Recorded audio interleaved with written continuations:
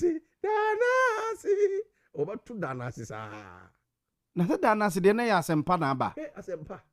Asempa bi o awto a. Enyenyenyenyenyenyenye.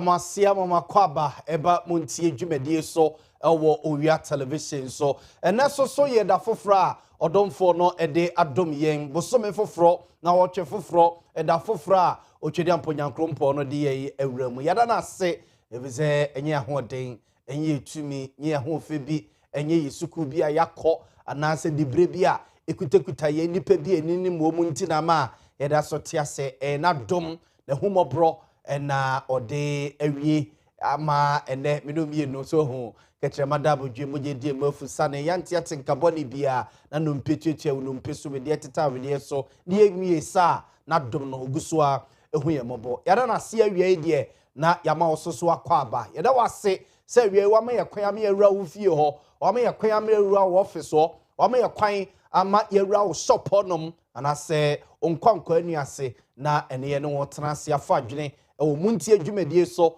ewo Owia television so ya trase no miensen abroso no nsia de na ye sori ama news team no ababe som dodo akonya ontra so nche pi trase kakra no asori na so ene na sesa enne mafidie ni ananitie eye dene ya kono na ye nika nti trase kakra no asori na foforo so ababe som na ene na dane na madwumedie na ye fe afidie no esotie esoso akwakoye nika ede amamo medende na Yaw Boamah manfo fra belibia bogadwumedie me na mede ho chia me free dwada ede kosif yada no me ensa bia de kosi no nsia ede ye tenase ye fa plans ye fa adwene ede efa Ghana ho o Montie dwumedie so ewo Owia television so say radio na wutie ye oso a aha eye precise 105.9 FM precise 105.9 FM so ene waso guso awutie no say ohwe wo Facebook ana say YouTuber ya Grace Facebook no yese masesa no na sese mo se friend say Owia Media on Owia Media nti o subscribe to your new Facebook page Owia Media ebusanfo wakan ho na oni akambom na ya fa adwene ya fa plans ewo yedwumedie so say YouTuber Owia TV official any Owia TV ebusanfo subscribe to your pages no like your page no na afi ekan ho na yemfa adwene na ukọ TikTok ne Exa Owia TV official follow your own me notification bell no ye diguma no aso ho ye ne wakabom ye diguma no fe say a WhatsApp message and answer text message na person o de ba 0243 220044 0243 220044 wa dwen kire ne unsusuye o de toto o de ma ye guso ye digumedie no abzafo e bekin kan de amount o jumedie so na ewie so me emfa bibi nhyase se de bia ye no emfa bibi kakra enhye ase so hwe mre na no me ensa ba pa ho simano aduonu ba ko anesa simano aduonu ba ko na no me ensa abo ede apa ho ewie kakra me de ma o ama ye de ewie eda no enie kakra me de ma o na ye de ewie ye da no enie so ho kakra we na me de ma o. You say always have a positive mindset. So, or say always have a positive mindset. Unkwade o kwakoya de enye ye ngade manka. Enye ye adi mintiminye enye ye ena mifie de enye ena menkwa me de mitiri nye. Oh, adai. Nya unko na ofie enye u obi de enye che wo de na so aya mana yeye. Eti always have a positive mindset. Eti awie de me de ema oni or say, Lord, your word said, as a man think, so is he. It is any nipeduano usi dwene no. Sapepe ena otie. Sapepe netie Or say, Lord, we think to be rich and give it to us. Fathers, we obi messenger or de echo erade nim na mekenkan ye no na aba be ye manika so hu aba be me fe asem nkran nam so wawie ma ye nyina ye mra na ye nhye osese ne nipa dwene no sa pepepepepe it is all dwene se wo ye hia ni a obekoso no adi hia o so dwene se wo no mini ahode a obekoso a no ayare yare so hu say doctor for kra ma waduro ne ye hwe wo say o mindset no ebe boa ma duro na ye de ama wo no a doctor for timi programme so nipa we ya hwe ne yare ye hwe ne mu say in the next maybe about 2-3 days ne ho beto no but bo say ade chi ye no ano esan say ono ani nipadua no ene adwene dadi tiri mu say me pese me ho ye de me pese me sore na me kɔ madwuma so no ntino obo say be 2 days na ahode no aba obetimi akeka no ho kaka na de de bia monyo de bia mintimi de bia me de mintimi a ne ye koya na se bai emfa ho ne aduru a ye de be ma emfa ho ne nsam a ye be kangu asum as a man think it se ne wo sigwene no sa be pepe na esi etie nti udwene sikani a erade beto super so ama no abem sa de ama amen me da se wiei wafa me nsami na ode atu kotudwem na ode etu anamom me hopi se ebeboa na ye nyina no soso no aboa yen ama yabrabo no etimi etumpon wiei gentlemen na eka me ho ama yafa adwene ewe edwumedie so enie gentlemen we na eka me ho ama yafa adwene ewo edwumedie eso nana ageni Boating or ye leader and founder Emma United Front Party UFP party no nana ageni Boating dodona saramane Jataba or ye leader and founder Emma United Front Party ye obe come home ebe mana kwaba ebe din komo ebe for plans bebrebe ewo edwumedie so Daniel Tieku eka the NPP communication team ho ewo Ashanti region Daniel Tieku eka the NPP communication team ho ewo Asante Mantemo Dani so be kan ho ebe tenase ebe din komo ebe for plans bebrebe ewo dwumedie eso ena evangelist Richard Kwame Napra so eka the NDC communication team ho ewo Asante Mantema say or a former NDC parliamentary candidate ewo Ijia so abatom pesia so a member gold board jewelry board of directors no for evangelist Richard Kwame Napra eka board of directors ho ewie on so be kan ho obe ye guest ye be fa adwene ye be fa plans ye be to adwene pinu a o dwumedie so nyina in a quest to see Ghana so say a develop a fan to my papa a day efra and also so yeah guest maybe I will be o hwe dwumedie also so yeah guest we obetimi do message aba obetimi do comment aba obetimi do contribution question bibi ne yedi ho nkomo also so adwene wo tirim enya atenie eni atem so tia se obetimi kire wadwene wabra unkodi obi atem na unko kasantia obi a watia se ye nkyekere yadwene saa na mama ya ene ye nyina ye tu kwan koso bai omo eye no a ene omo man no aduru ba bi a ayefe eme ye tue sika twa ticket ekọ honom si ekona yakwa akobi ye ni akoma honom no let's do so na ye hwese ye man no ye be developing na ye gina ye nti gentlemen me ensay na eka me ho odwumadie so ama yafa adwene ena awie ewo Montie adwumadie so ewo Owia television so awie ye bedi nkomo kakra ewo eye efia ha ye bedi nkomo pa ewo efia ha sei na efa eye kuayo ene sebeyo na ekuayo ho nsensem ebetu empone ewo omayemu so ho sebeyo na ekuayo ho nsensem ebetu empone ewo omayemu sana akwakoye na no bekaya ababeto dwa se Ghana mrasebedwafo akwakoje a new cocoa bill atum ewo mrasebedwafiem na ubisa ho se ediai ene wo sa emranim ediai ene hye sa bill no mo ediai na sa mra no eka edefa cocoa fuo ene cocoa fuo ye ene wo na wo cocoa fuo no ya wo dia no ososo de emra de asem na emra no eka ede efa ho awie yi ye befa a few na yabɔ so ɛwɔ dwumadi so na yɛn nyinaa yafa bi ato yɛ kotodwem na yɛsua ho adeɛ na yɛahwɛ sɛ ɛyɛ cocoa sector no and cocoa sector no yɛ sector baako a ɛkuta Ghana de besi nɛ yes ɛne yɛsi yɛnya gold yɛsi yɛnya lithium yɛsi yɛnya oil yɛnya nneɛma bebrebe de aba bɛka ho ba yɛ kɔkɔkɔkɔkɔkɔkɔkɔ a na yɛsɛ twa yɛni ɛde ba bɛhwɛ ɛyɛ cocoa sector no sɛ ato ne yɛden cocoa sector ne ngyeɛn no onsa emfa yenko nti it should tell you say a sector baako a udidi agora enhye da emwa and millions of people what I say thousands na cocoa sector no employ omo either say or a direct farmer and I say bia ono no onye direct or indirect ni bebi ni nana bi so sa didi ba ede ebebinya eso emfaso nti a sector baako a se bibi ba na efa ho a o sie nyina ye pay attention ye kopɛ ho asɛm tie na ye hwɛ sɛ ho nsɛm te sɛ na sɛ ne bisi aboa ɔman no ɛfa ntawie or say parliament passes Ghana's cocoa board bill to guarantee farmers 70% of cocoa export price we latest free marasebe fiem de ba last week na sa dwumadi no kɔ so marasebe fiem parliament passes Ghana's cocoa board bill to guarantee farmers 70% cocoa export price. Ningina and it say samra we ya wo makwa gye atomo no se ne ye de cocoa kwa adwama so se ye kwa kotone ama kwasi broni a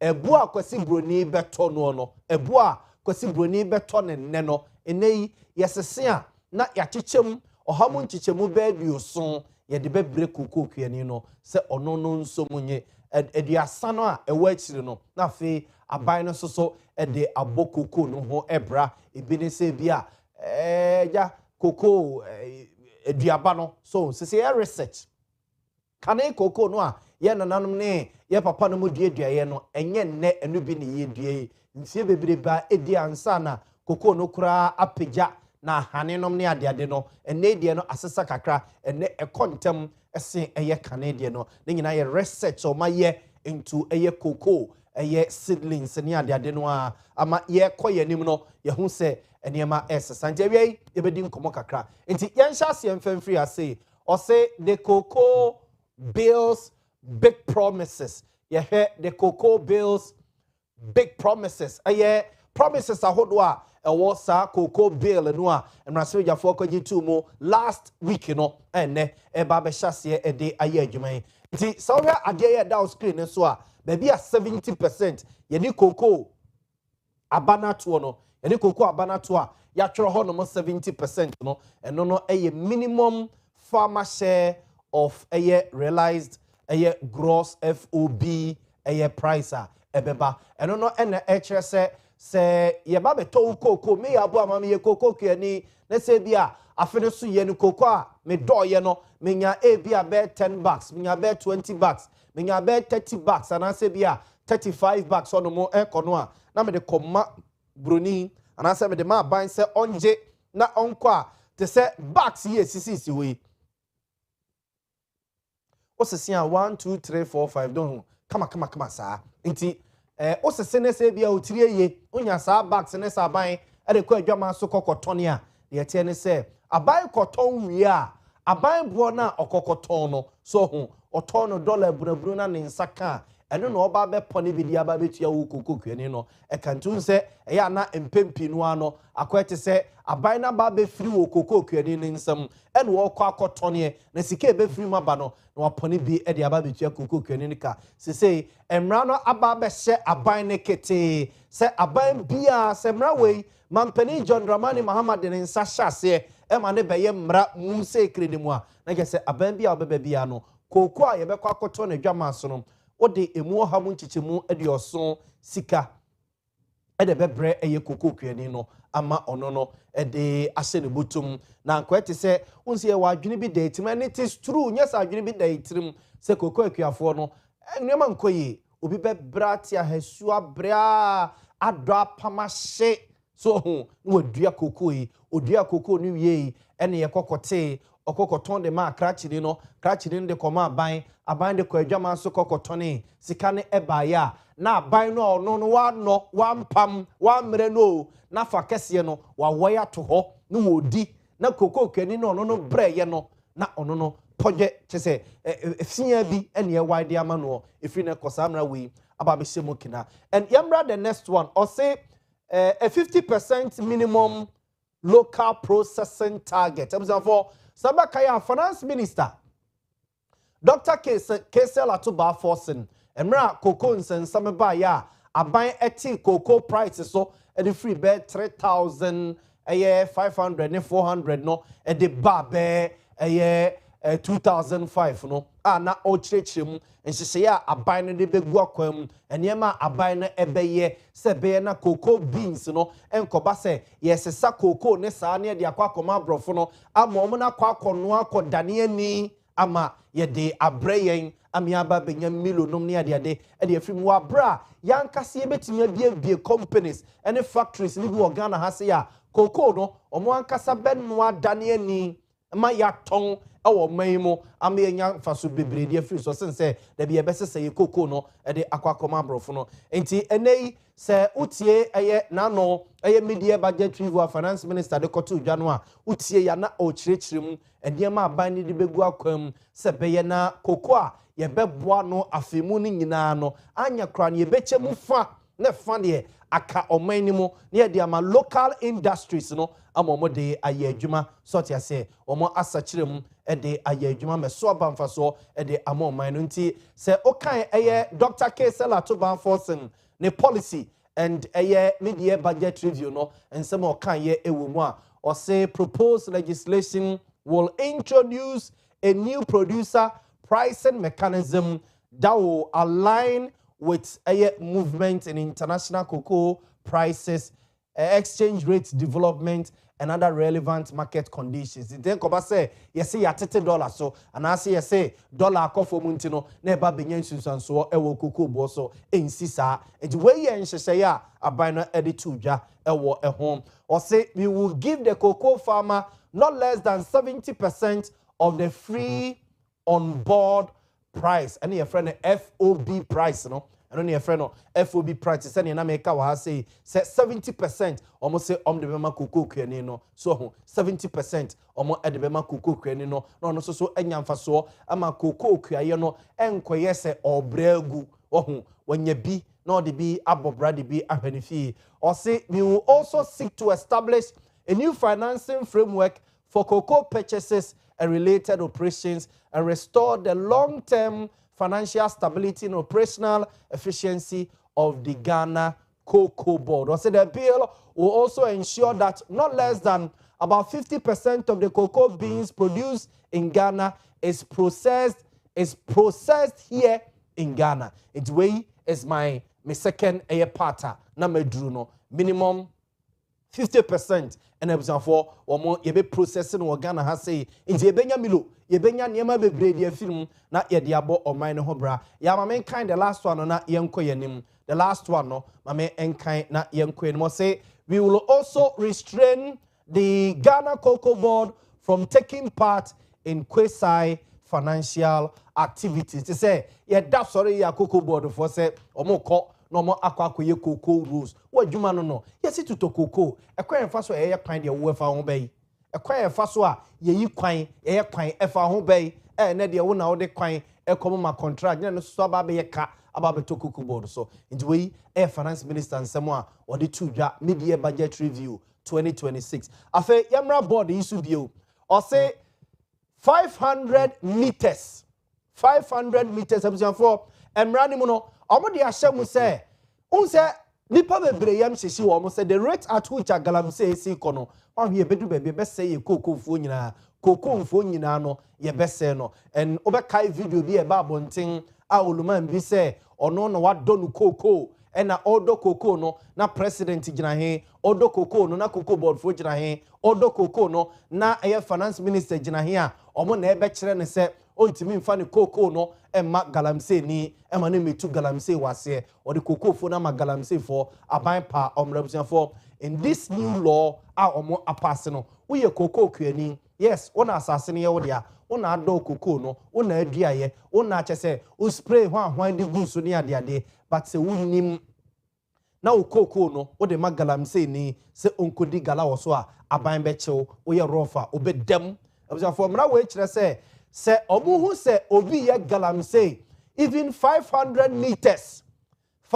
meters so closer to a cocoa farm galamsey ni ye be che no wa wo cocoa fo ne ye wo de ne ye be che mo amososo mo mpota mo no ma mo hu sa de no a mo amebo eye mpadimfo amane no mo nyina emra ene mo bedi 500 meters rule abusafo eno so ade ba ko a ekasa ede efa ho ena afi 12 months deadline for implementing regulations into we no mpadimfo ede atodwa se abroso a afi nko na wie ye de na sa nhihye we ya ye ka ho asem nyina no na ban ahyase a wode eye adwuma amame mene wo ene koko kuani no ene oman no yahyase na yateso aba yenko yanimwe or say our cocoa pricing is still vulnerable to the global market prices from a year 58,000 to 41,392 Ghana cedis. Yes, it is true. And therefore, so over in August 2025,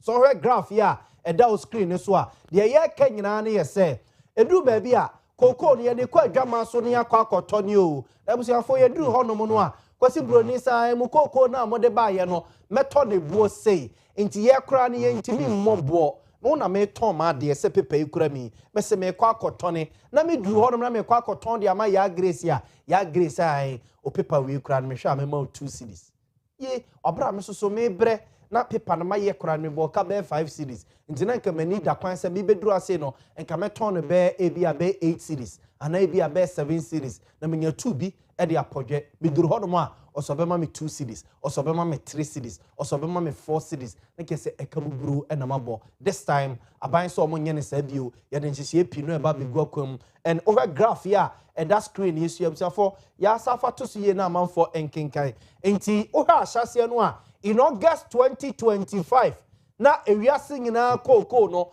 oto eye ton no a na busiafo na eye o de ba Ghana sikamu a na ye 51,660 Ghana cedis na ye 51,660 Ghana cedis ena nyame ye yadom ena epeja ya edeba October nim in 2025 ebegina be 58,000 Ghana cedis na busanfo ye ohonom no a ena ye wudi esi ye ena June between February and June 2026 between February and June 2026 cocoa board started say etetiba ehwanya and ye begina 41,392 41,392 abusafo eboa ede begina yeni eno enema wo beka ya aban eti cocoa board so unse emra abandada no eba beko no opeja cocoa boom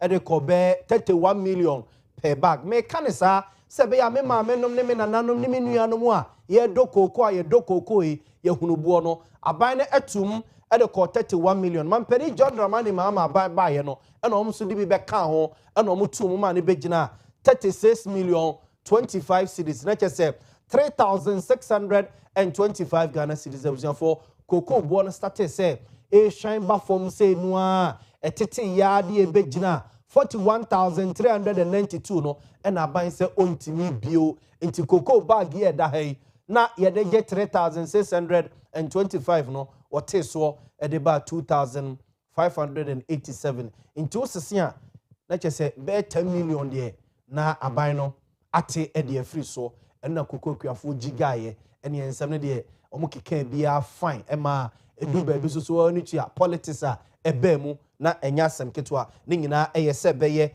na amanfo be gain politically or issues no say de esi ekọ ho nti wei eye ba bia ya ba begina nti cocoa prices no enyina faako so eteba na ekọ na pega kakra nti we are in August 2025 about 51,000 in October 2025 pega about 58,000 and na free February yeru 2026 no free February eba no a edi besi June no atete edi aba begina be 41,392 492 na just say Ghana sikemasem ena yeken yemko yanimwe aha FOB price no ehho asem so enie how will the minimum 70% FOB price be determined? The percentage is only clear as the price. Therefore, like I said, you know, try the baby say ebetimi asese percentages no te say ahase ya me ma ohun say in August na cocoa ton ni nyina no 51,660 pay ba 58,000 no. Therefore, say 58,000 a ton bia so no. I'm told to say a ton bia say is it 16 bucks and I say 15 bucks and a 1 ton. Ya Grace confirm me mame. Say 16 bucks so say 15 bucks and a ton. What I say? It would be 58,000 so who divided by 16 and I say divided by 15 and the bemu who a cocoa bo bako said ye a wasam SCTA. And he said you obviously a determine a 70% FOB price no so until the world market price. So who na odi ababegina cocoa board to so mo boa the beba bontesi ye ni koto cocoa no so who na fe ye de aba afe de ebetua e de ama cocoa kuani no na fe akrachefo no wonoma asese ni nyina e wa hasenti hase enye di determine hase e ye world market price eno no e de e ye daily so who de biada se epeja se etiba nti yese edu ba bia omo forecast omo ma bene cocoa dwadie ene cocoa ho nsensem no obekọ na akrachefo no ti omo mfidie ho na omo cheke so ho ene omo timi ho se ade we ye asi wa hai ene de asi wa hai se de ebema ebo no apegya akosoro te se empempi no an we are told se sentokostate se epegya o Middle East so ho Middle East ene ne important one mo te se ne Iran ene Israel ni America fo asesa de afo aso no ope baby a omo consume cocoa product pa ayesa Middle East hono no Iraq Iran ne sa importem hono mo enti ebia okọ baby te se Belgium okọ Holland no ne ade ade a omo ye omo chocolate ne cocoa niema na omo ede kọ honom ekokoton na yese abibia ntokwa be start e wo sa importem hono mo bia no nipa no okọ enti okodi chocolate ayede okonu milo ayede okonu mti ayede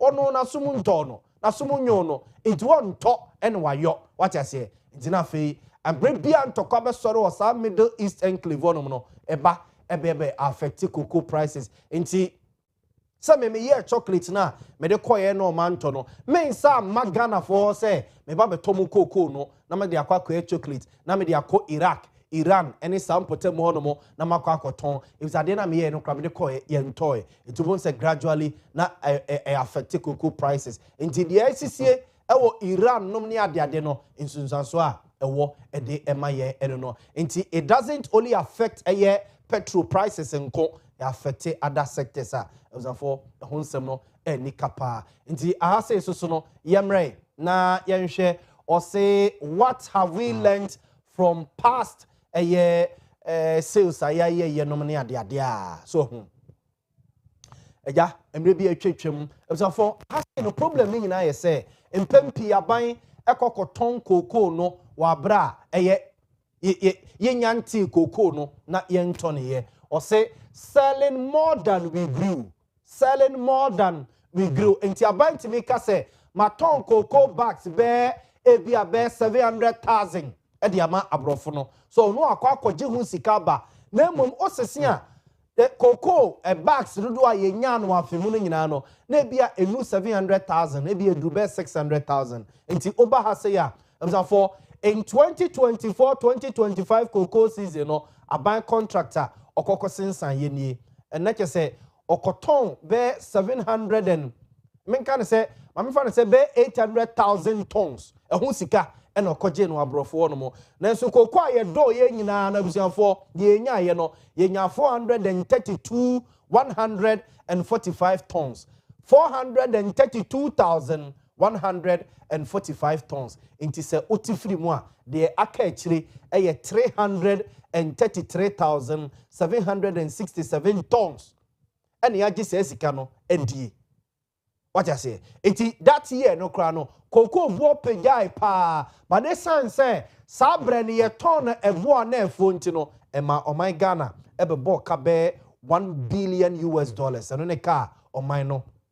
SSI ye. Inti impempi no ano. Inti ye de 2024-2025 cocoa season and a example I was screen issue. Ye koton chese dodo ye tombe 800,000 G musika ne mum cocoa ye nya no Ghana nyina no na ye be 400,000 tons pe.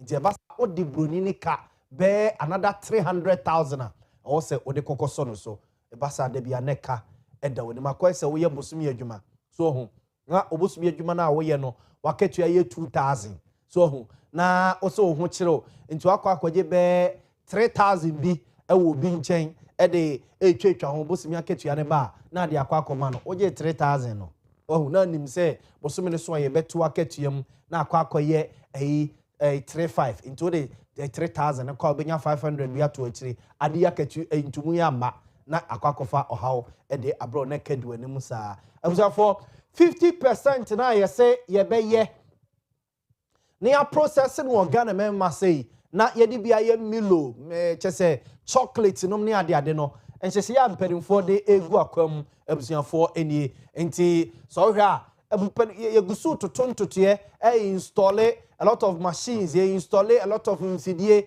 hoping say abusuafo ye betimi aye sanches ye we nyina no na ya consume aye sa aye 50% no enti abusuafo say ohwe aye national the ye wa 504,780 tons for your national capacity for a honsem eno no ne ye consume say ne de say so akọ na yakọ hese ye beton ewo adwama so ama eye ntu hwe your factory ambition versus the reality for adding hwe your factory ambitions na ye wo and the reality as o man no a odum zade na ye de esie ni so no enye asem ketwa and problems they face a cocoa sector no for yes a problems be multifaceted problems affecting our output or say a shrinking national crop and over a problems no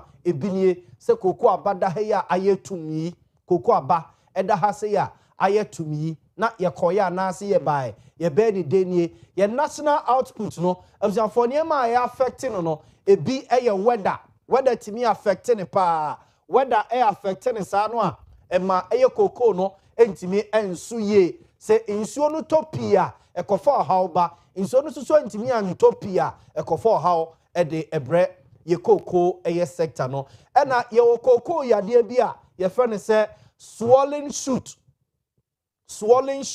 and so etimi affect cocoa e ma ntimi ensu ye e ma ntimi enso se ne se ne fata and so etimi affect ye mpa e na ye cocoa no dodo na so no chese aye oluman ye cocoa nua no chese aye oluman enyinyini dodo aye old age so hu ti se de esi we wanyini nti ne so no kura eso sei eso no kura eso sei it is hard nua nyina no o si etwitwa ne ye de fufuro sisi anan etwitwa ne de fufuro si anan nti sa old age aye cocoa trees no entimi nsu ye no osenka ya grace benya modern one ni bia bon se cocoa no dua na esi wodom no asoso bebre wo ho fe so ho fe nti basa cocoa dua baako beautiful cocoa dua baako chese na so bebrebe de twetwa ho kama nti se oluma yi die ya na esi wo ya cocoa dua kakraka na esi wo no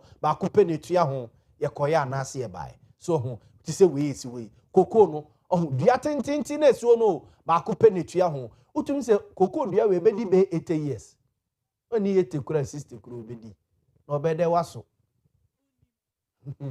onti eno so no enti wo hu nice one beautiful so hu etutua ho bebrebe fe so hu abefu de ni bi enie na ade ba akoso a ha cocoa sector no ye fra ade bi smuggling amanfo smuggle cocoa no yes omo check here Cote d'Ivoire price ni ye kakra eche Ghana no mo smuggle de ko almost see a say crowd maybe I'm a taste almost smuggle cocoa ni bi commit say me am crash me say Togo. My goodness. Togo. Not Togo for the omodo cocoa da bay. Yes, Ghana for the cocoa ni ko. Yes, e bi correct me say the gu eye water tanker mu. Anya so the nsuo koma Togo for Togo. Yes, Oma for one episode na omo e dey say. That's an interesting story about cocoa sector no. And the problems a cocoa sector ni facing no. Whether eka home, aging farms ni be brayemre and a cocoa ya de na friend swallowing shoot no. And so to me affected pa and a smuggling no. For so western north region alone for you say about 15 to 25,000 tons and a year nipa bi fa nyansa kwan bi so e de smuggle free omayimo e call other countries so e kokoton ye wa bra ye nya de kan Ghana ye national e ho a enke ye koye nimu pa enti yemra ha say finally or say how can we protect cocoa farms against galamsey? How can we protect cocoa farms against galamsey? For say me kind said the bill no say ye who say oh ye galamsey and I say oh ye bibi 500 meters close to ye baby a cocoa wa ye bechi watum ye who say oh to amna oh to two form 500 meters close to a cocoa farmer. Ti say we say good ya grace why ya there pa. On say the left and the right nyina and maybe crowd will say and I said the one is say no cry to say vegetation bia as a cocoa bisa no. It is uncle for your mo ye dwuma mfimfi no straight. They are a candidate for jail.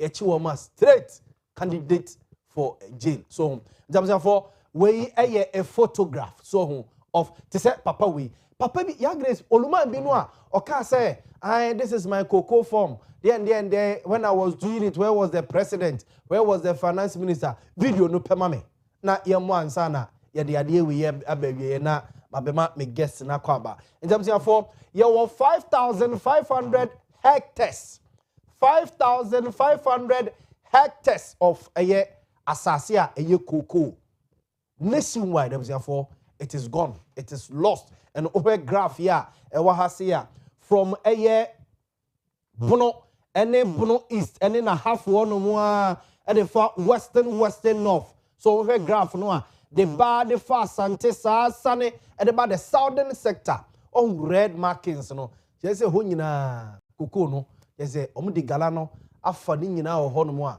We've lost it. Mo.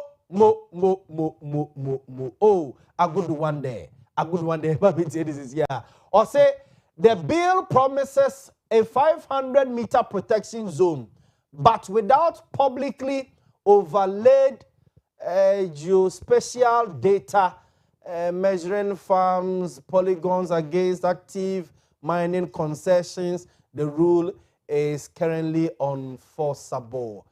It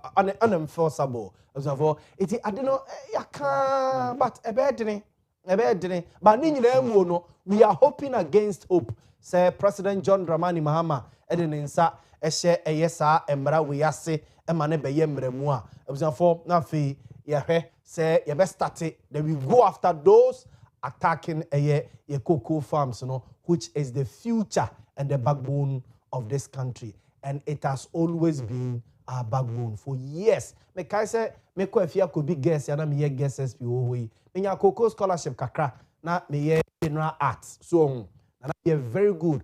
This Ashanti regional minister we are wanya ni be ko honorable Peter Anefi Mensah.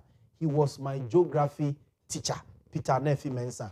He was my geography teacher, and now me enjoying the class. Sedimental rocks, the rocks, the no church. It's been since 2003. If you school check a crowd, so Montie, you many board money refi. Ya Grace, you nti olumai no na fe. Me guest na kwa bana ye me dim komo ya. Government can never stop galamsey in this Ghana at all. Just 2 months. I took over about 300 million. I have plenty money in my pocket, so I don't mind cocoa. Planting for food and job, am I involved? It is. You see this piece of land. I took over about 300 million from it. Just 2 months. I built my own 2 rooms at Wadi Makasi, but I worked 20 years without buying even a single plot. Now I have my own premises. So I ride myself on the gold more than cocoa. He appears unperturbed, cutting down his cocoa trees. I have the gold, I have plenty money. Appears unperturbed, cutting down his cocoa trees. Government can never stop Galamsey in this Ghana at all. I have the gold, I have plenty money in my pocket, so I don't mind cocoa. Look, I'm now cutting it off, you see. It is my own bonafide property. Nobody can stop me to stop cutting my own cocoa tree. Are you plant it for me? Plant it for you, food and job. But I'm not involved. Government. Good, yeah, me that say enti we say oluma we so that so tiasia. And as Samra we ya passing the last week. That's a president sign hopefully it be this week so free Jamaica bar. Next oba sign e man start say yeah juma. And over eye enhyehyɛ ampenimfo de egu akwamu na almost say they are hoping say within a year or say Sanchez we yes within 12 months. So within 12 months na Sanchez we start here juma. In oluma we na say mo okay say mra we start say yeah juma. Kwa bia so say police fortune no. Yes, the farm is for you. Are you planting for me? The bro for now waka no we go coach bro for pa. And papa no we in one no. So eti we the ma samra we here say yeah to protect our cocoa farms. Mame Emma me gentleman na kwa bewe na yeni enkomo CCA. Mame Emma me gentleman na kwa ba na yeni enkomo e wo fie ha say CCA. Ewe dana ageni mboaten amanfo efreni Jataba or ye leader and founder of a United Front Party UFP party no ewe or me guest ye betena say ye be din komo ye be for plans ye be for adwini bebrebe ewo ifie ha say ewe so na Daniel Tieku part of the Ashanti Regional Communication Team of the MPP, the opposition MPP, Daniel Tieku, a part of the Ashanti Regional Communication Team. Dani so veterans ebe den komo ebe for plans ebe for adwene bebrebe e wo dwumedie eso evangelist Richard Kwame Napra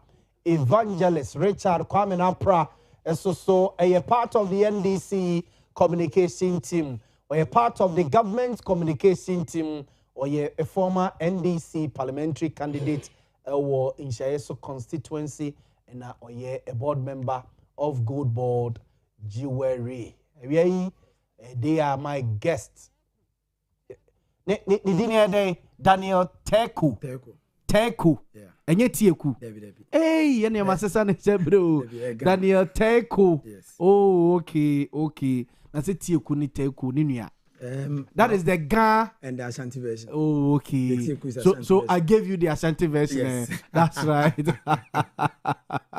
Interesting.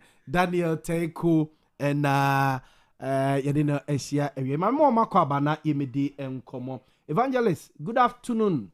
Good afternoon, Mr. Boamah. Evangelist. Libya Boga. One day I was a can't say story naturally. But me catch though. Say one so far desert and I say you know Libya. Abrabo. Evangelist. Nina ye. Oh yes. Nina ye. Oh yes. Enti enchiasro nko ma omo agebreshe Owia TV. Yes. And we almost so I share other platforms, Facebook and TikTok no ye chiomo. Yes. Yaba. And then Proverbs 1 verse 19. Or say, such are the ways of everyone who is greedy for unjust gain. It takes away the life of its possessors.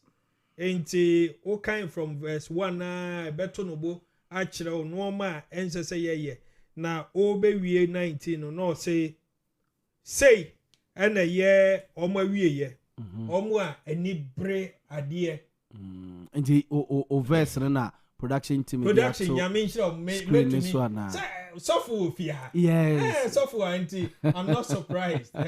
So are the ways of everyone that is greedy of gain, which taketh away the life of the owners thereof. Yes. Proverbs 1:19. Yes. Inti ana ye ka bibia for greed ho. Okay. Dodo na money hunu wo hwehwe mu a ye hye kire ye greed.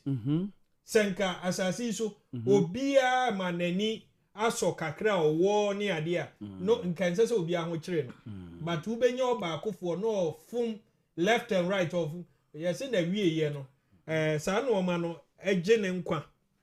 Ebedru mire bi kra na woni asomdue aduane a wo panyan no na wo bedi ka wo pe ka kra wo to a ebeka wo fie wo yade no mu ho because baby a yede wa kohye no wontumi ntwika enti ye nyina ye nya ahwe yie mo wani nso kakra bi na ye adwumaden mo wani mbre obi na nkakra wo die wo mu nyankopon ema won sanka amen.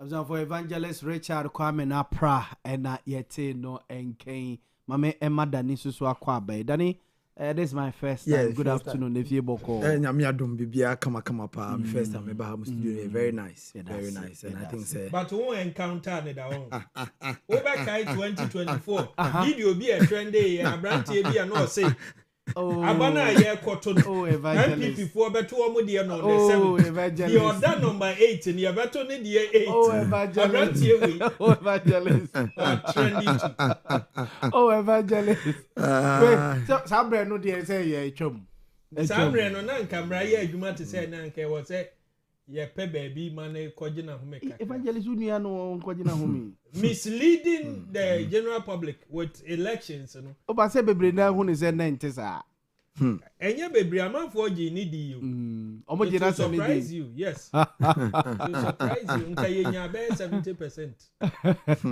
no nya say 70% in Ashanti region the whole Ghana that's right Mate Dani Zaboma MPP mu boko nyame adom bibia boko hwe mame ncha me hene na adum sansare na namukom hene oni na namu atrankonyo wa mukom nyina meche obibia bia na macha lawyer Kofi Obri eboa subi mrahye badwani o chitai papa o de ma subi constituency na ma subi adwo na hwe elections ye ko ya maybe atwam nanka ye beto aba ne ye pe hot zones na nanka subi kan wo eni subi adwo kama ni nyina ye chitai papa lawyer Kofi Obri eboa subi mrahye badwani dia ma the executive committee chairman Michael Edu said no na mjidi say ye bekoso ne kama ma other constituency esua na ama party no mu adwo na party no mojo said the edu ya no a ebitima dia dance pa afa Dr. Alhaji Mahmoud Baumia the incoming president nyame aduma 7th of January 2029 mjidi ye se nyankopon de abotire no bebo no na wo mna bedi man yanim na edi a eye ye nsisi a pa no enam se ye choose democracy na ye se etena ho the next 2.5 years no na edi no afri so because papa no wo hunu mu wa adwempa wo do na amamudie enam say why vice president for 8 years mjidi say amanfo hunu nsan adwuma ene wo bisa say one vice president of Ghana ahwe bibiri na akra besa ka say Dr. Alhaji Mahmoud Baumia enam say ebra no vice president no nsan adwuma ne na chitai power de ma na nado danko akufado no ene amanfo say bebia yedui vice president nya yie ko ene nya representing the president nko na mmomudi adwene bi ba ne beboa wo mampanyini ama enwuma ye din nti bebia obia no mede na ase be ma no na me de mi nkotu free bible mu ne futu ka me de ma emrante omutie ne mabawa mutie se adwumaden nkum nipa adwumaden nkum nipa you should say reverend bitmenya quotation me bible mu de aboye emabunu no ye mo montie ase se there's no easy way to make good money and clean money into omo a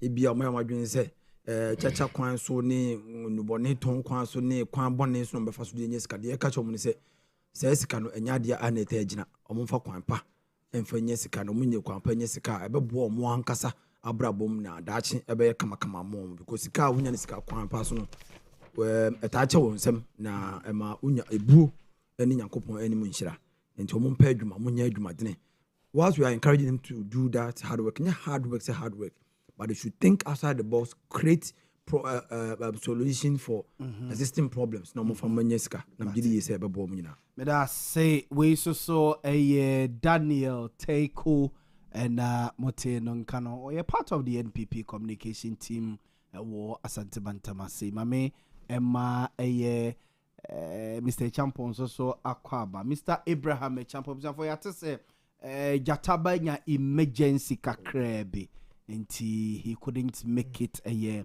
nti Mr. Abraham Champon the Yellow Army commander o call UP party ni mo a wo student groups ne student groupings no omo from Yellow Army and Oba Ashanti regional one a commander odano United Party so omo di frafa franto movement for change sa ne United Party na just Ghana first. United Party Ghana first. UP Party papa. That's right. Sakaba ko say Ghana will rise again. UP Ghana will rise again. Hey.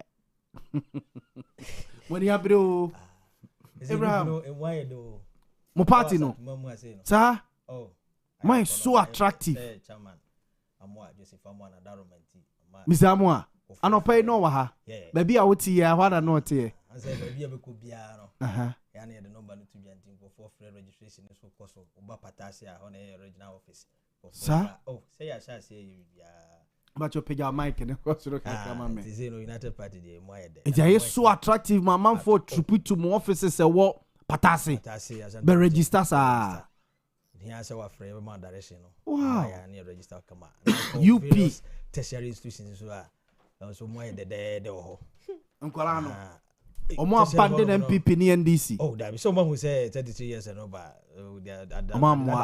adada na anti no omo pese omunya a new face no so ba beji dem no boy dwuma kama mo na man we say new development be ba ni nyina free yura alankwadwo chamaten ni nimdia e friend GTP no great transformational plan no on say yura John Dramani Mahama bae no of friend no ochi no hwemu no we say nimdia ni bi ye den ebo mo say we propose for 5 years no and yes delegate a cancellation of delegate system no yes. And nyina GTP no mo oh yes no mo GTP ade ni no GTP no mo and am fan kokko to amoto no ma Professor Frimpong Boateng nya hotama clone na de ko ya say the chance ni nyamfa obanwa na nyede MI na yenua na enim se onim dia ye de ma no no se o nyansa kakra ewom nti nyansa na ewom dia o se o yusu dia bebo o man no on say bana ye se ye bana ye ba for o man no ye ma for individualism bia nti ya hwemu a hunu se za delegate system na moa so ho ti se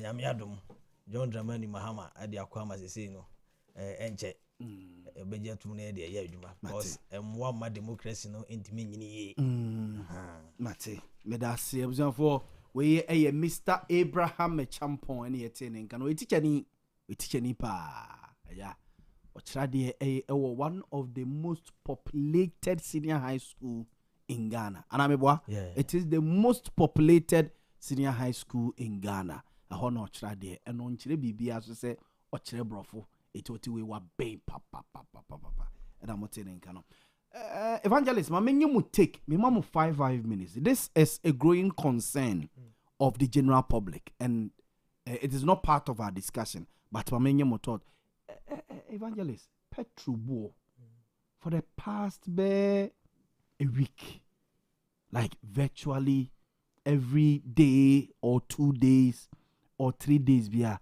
who changes. What is happening? What is happening there? What is happening? Yes, because Obia worried say the inflation is okay. Dollar no too abysmal, sir. Yes, who say 1 or 2 pesos but it shouldn't trigger this. Be able to say what is happening. And America ni Iran a day for some time. Who say also so no. I a bit cool kakra. And you asking what is happening? The idea somewhere. You better see. Minua or Kasama MPP. True for a fire Jumade Bible quotations near the only also on Bible. Proverbs 10 verse 4 say lazy hands make for poverty, but diligent hands bring wealth. Proverbs 12 verse 11 those who work their land will have abundant food, but those who chase fantasies they have no sense. Of course will be brave. Ecclesiastes 9 verse 10 whatever your hand finds to do it with all your might. And it's at the end until you maden there fan go ho nsɛmsɛm no ye nyina ye nim ye wo fa panyini Donald Trump oni Israel ni Iran adia omo ye no ho Strait of Hormuz ye beka ho asem 20% of the world's oil efa eho about 200 million and 2 million gallons never that place world market every day. And then Ghana sound so GB free Europe near the you say Russia and so one of the oil producing countries now bear 1 week in America cranny a baby a med drive afa fuel station me share board and also a pigeon mo call 13 point something about 14 point something baby or craft 15 point something diesel and so echo yakopim 17 I think Endra near there it's a worrying situation especially Ghana for Eddie or minor share and sano the Ghana ni epe ye say obenya fuel ato no wanya no the airfo ye to me amanage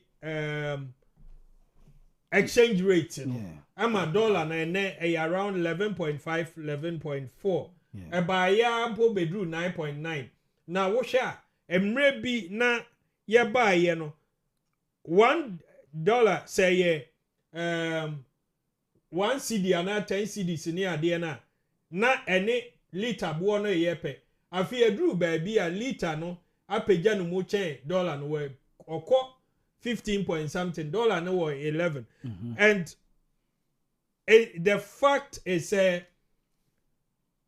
Trump on Iran di nkomo omunya memorandum of understanding MOU say ombe seize fire who say the moment just a minute or a second so almost say yeah seize fire no na prices no drop ya tese bomb no ba ko mienu atope na apagya no mu there's even a comment crowd from any of them especially Trump Trump back can be affected the price no inti ya magana for aso ate say sania maybe in the middle of the year a pagya ya abanka say yen suspended some of the taxes no ma ye bonus and drop ye kopim say world market in about 72 and ye sound so edigu so nyansun sound so Ghana for subebre ene etumi apagya no mu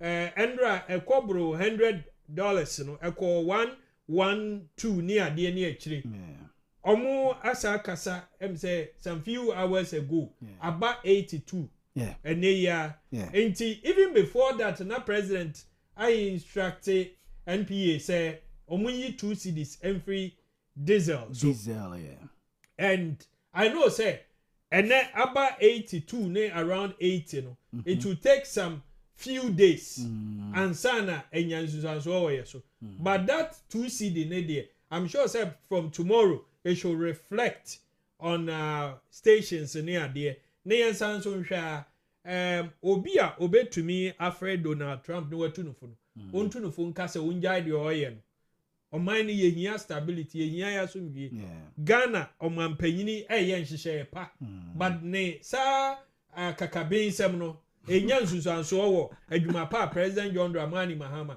eye no so President Mahama krambo even Sunday okwa sorry any some subsequent Sundays okwa sorry bia na onya microphone na o say ye bom pioneer sanso any Trump nkasa se onjai nya de a eboa ono de watwe fangu ni bebre e de akogu wa ne ho nkire no and one good news in September oil refinery asanso aba on streamer say ye nhihye say every day going forward no about 100,000 barrels or munya ho adwuma and also ye nhihye ya ekọ edana kwam Sandra who follow ya the energy minister or say Andra oko Sira President John Dramani Mahama wofie na Bank of Ghana governor and finance minister wo ho na some of their purchases any sika omutua no omutua in dollars president bisa omo say ntumi nya hu bibia na omun deposit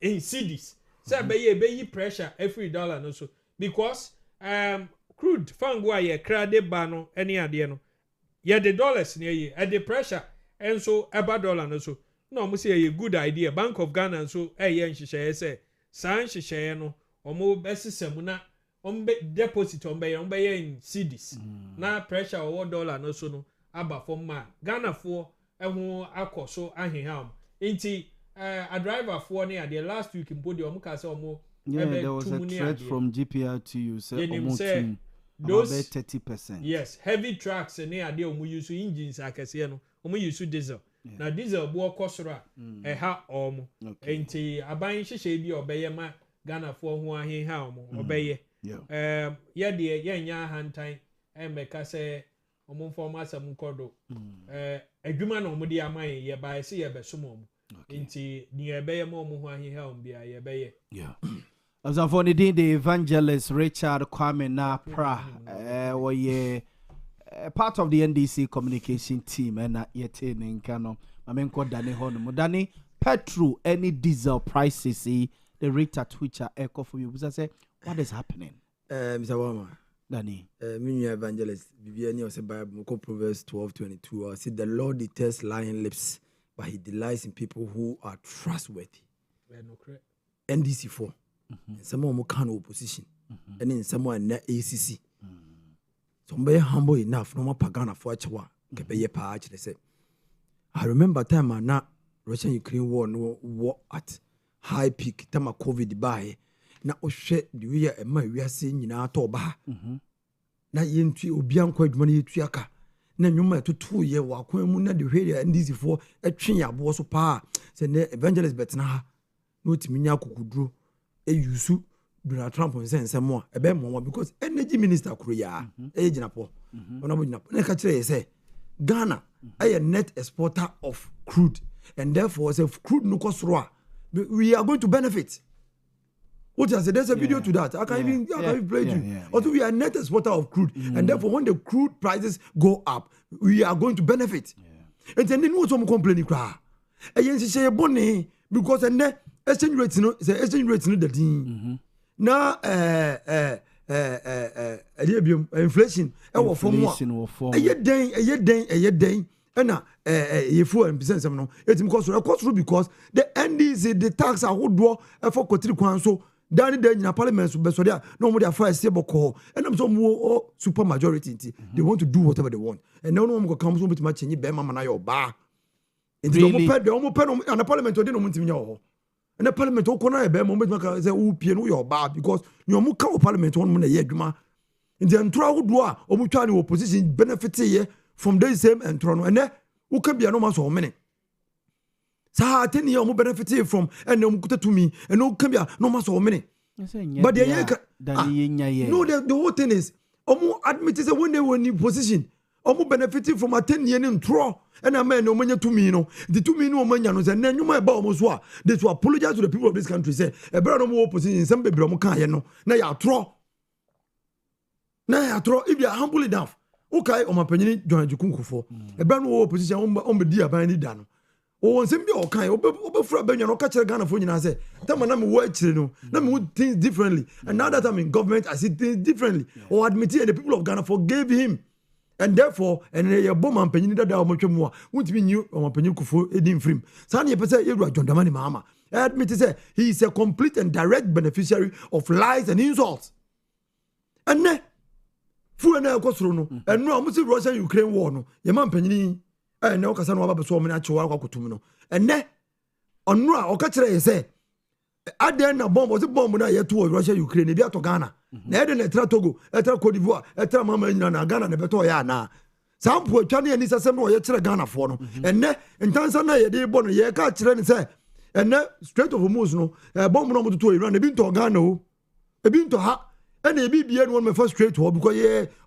say net exporter of crude and therefore say you might cost as if you take them then I'm kupasi and ne Ghana for ne me say do nwumra kujina between amoko runabout any African tada ko hwe emrewafo ne kokkrafo any mranche omo nante free dumba because and ne fu na cost na ma the trotofo no they are in their own world short no mo first am ko about no first am go junction ansa no akọ tech ansa no so ko dwuma na any other place it is ohwe na so ko dwum no anyi ska nante ene ndc fo boy soja obi am ko soja obi anante frɛ dum bedu an go junction na afọ tansa no fa ka to aso this is a trimodian baya and never by ne omunya a bottom for currency munti and economics be na kire say and fu no kosoro a o man panyi timi de ne peka kire o mo say o munti fu so 2 cedis e ye na ko ho a woti so ba 2 cedis na e de na odi certificate of agency eba on the last day of sitting now the tax be gu crude fuel so na ne obeka kire say ye 2 cedis ye ti so akɔhefa. This is no economics, this is no proper way of managing our economy enti entrona no omutwa no and then abafie eba be no omo abatoto omo me say NDC aban on NDC aban enwoma na omu kan opposition nyina mu dwane nyina afiri ho omu dwane firi ho ntene me mu tefu ne kosoro no na me bi say NDC drivers no a omu be gina social media no omu di fuel petrol egu nsa no na omu wo he omu fa petrol ngu nsa bi omu yehwe so omu ye mema ene ohia ebo drivers ne car owners ne no ye hunu bi da it's a man penny no enam say choose democracy we have no choice it's either Oba resign as president and as between 2028 aso nya kwakoto aba Oba resigns there ona e bin see that say ajo nsema who resign Ghana for beti ase ye man penny was resign Ghana the people of this country will accept and there are two ways I bet to get rid of this incompetent president either Oba resign as president and I say ye nyina bet na musa nya sere nyame say on for ntwa enkoduru 2028 because o man penny ne ba ya wogu kokofo ni mase LBCs no license buying companies in managers in your film crasi and the cashew or promising the people of this country say or bar cashew or idea or barbecue cashew authority nobody ye and I call to the Bono enclave and see the Bono economy nina to buy because and 800 the people are still not buying India form to cashew gane and then kono scraps for one feature ya go and ask them say the scraps no bona day a bona form. And then every sector of our economy, everything is bad. In so to fire and from about a boy, a just call for a came boss there, baby, no boo, no pay.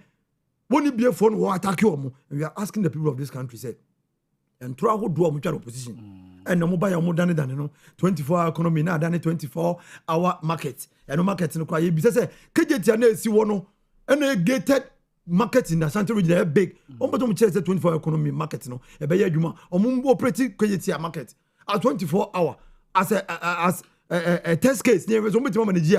This country we are so unlucky to have His Excellency John Dramani Mahama as our president now. But say we can democracy in here too. So we can only wait. We can only wait. Now you can remember council me MPP for so. Te party for mumfa bonenche. Party for bibie ni no so mdende say mumma yenkan ye hummum. Ye kan hummum ye hoba ya coordinate media dance pa. Nyet me to this incompetent NDC president John Dramani Mahama. Ah what ye so ye nei. Ye hunu bebia ye fa. Emnebunu nyina to ba ha ato ahodo mu twa kire nyina ye hunu ye fa. Na ne petrol mu say a net exporter of crude. And mo say Strait of Hormuz. E dey na Donald Trump aye. What see here ma to for any nuclear weapon. I bet ma threaten the world peace and I say we are seeing now. It's simple. It's simple. What Donald Trump is doing, it has no effect on Ghana. Your man penny John Dramani Mahama kind said you see what a man so no any effect be our Ghana mind so. No didn't say paba. Na ye catch ro mo say tell man no a fu any ban 9 10 no. Na she pa na MPP aban ayegu akwan mu a na afa na fruits ne ba na fofia nto ata. And omo be di so faso and then we do baby omo be enche pa no and na to force de pepe e de gun system ma won twa obi aka o de tax awodo gu fuel so sa tax no and na man the fuel price no koso benase I was for your friend Daniel Taiko and yet in come call Abraham Champo hono Abraham petrol boy so binu nyina itobi the last time I to be na say o mi ba kula mi to be na say what is happening? Like 19.5. Yeah, I'm told to say diesel about 19 cities, and petrol about 15 cities or so. And yes. But weekend, you know, na be say na baby one month for na 13 cities. Baby, yes. From Friday, Saturday, Sunday, the basic and I say I done it and people are asking say they BBS na and nim. Okay. We start oil for prices or my post you know ne so Star Oil for yes we asat this afternoon Star Oil for a post 2 say by a 2 o'clock on be changing more prices no and this is the latest on the amount bia Star Oil filling station and yes be a advert dia more but for purposes of education so petrol motor no 14 cedis 53 pesos diesel 16 cedis 92 pesos it means to say 2 cedis not take effect no 2 cities no at take effect and around I abandon the end the take effect na private one at take effect now abandon the end e be na o take it but there be obi o change but o post yes when they post it e be na o be na so be gina go filling station be a on cha o board no na ehu awie yi omo yi etese Abraham Mintie okay that's Libya dentia ya na young politicians say the fuel na petrol ni politics ya na mempen no because prices no a confirmation of president asemo they to get say order a reduction 2 cedis reduction in diesel prices effective 4 August echna inti enye na even ebia Star Oil for a more proactive or a private businessman inti ebia he wants to cash in and ni pay betu America ko honum akwa fuel dey every honum no yes a benefit no the names ade ba ko a any kwan say ye dey fuel issues no be ye politics ba ko no we the statement every presidency by na that screen so yes the any kwan say ye dey politics ba ko no because ye nia nim say sa we no fuel no external force and the control ye dey the beka ho ye kakra bi but we na young politicians just to score political points inti e ko gina hono ma na ya ka abana no wo so na ne de to say we ba e be ni say on say bible da kan wa say wani musam na e be gina so there abu fo no wa so de be gina so there e de abu bim so inti say no I remember on say omo kan nyina no ntafo mieni e say last year you ka Russia Ukraine war ya to bongo ba po a na je say economy na say ntafo bi ni no MPP ni NDC say ntafo bi say get gara for the so we ntafo okay the gara for what I say ana uja evangelist so for Iran the say e be boom and we reply no so say e no see dey nya effect our economy so but on say say no more Kenya media fa ba bi fufuro the ahochre enye transportation ko na de ahochre ba se ka scan no bo na be yeden ko ya duane ya yedi de ahochre de e be ba so je se aduane no car na be kwa akofa ba eni se ya to petrol no mu a nipa no obedru ho no mu a oba obeka se esi ya to petrol mu enti first so oju 4 cedis a oba ba ju 6 cedis na 10 cedis na meboa enti se bia me fan se ye bo de no de ba odi bedru kro mu a first no so the J10 cedi a ode ba no ode ba ji 20 cedis because ya to petrol mu case ga no so bo ayeden say si akura yen to petrol mu no yen to petrol ba ka say last week or so na GPRT for no person mo yeden o mo increase transport fare no by 30%. What happened is here negotiation the course wa and okura na yenya ho masi brebia ana sisi a wenso asan be aba be bomi na yenya to case ka mu kura na hwede yesisi wo yen patamu a so on short wa koso say bia last mijina santase Abrepo Junction faka dia ko santase runabout sa na ade asan ma ade bia sa by 7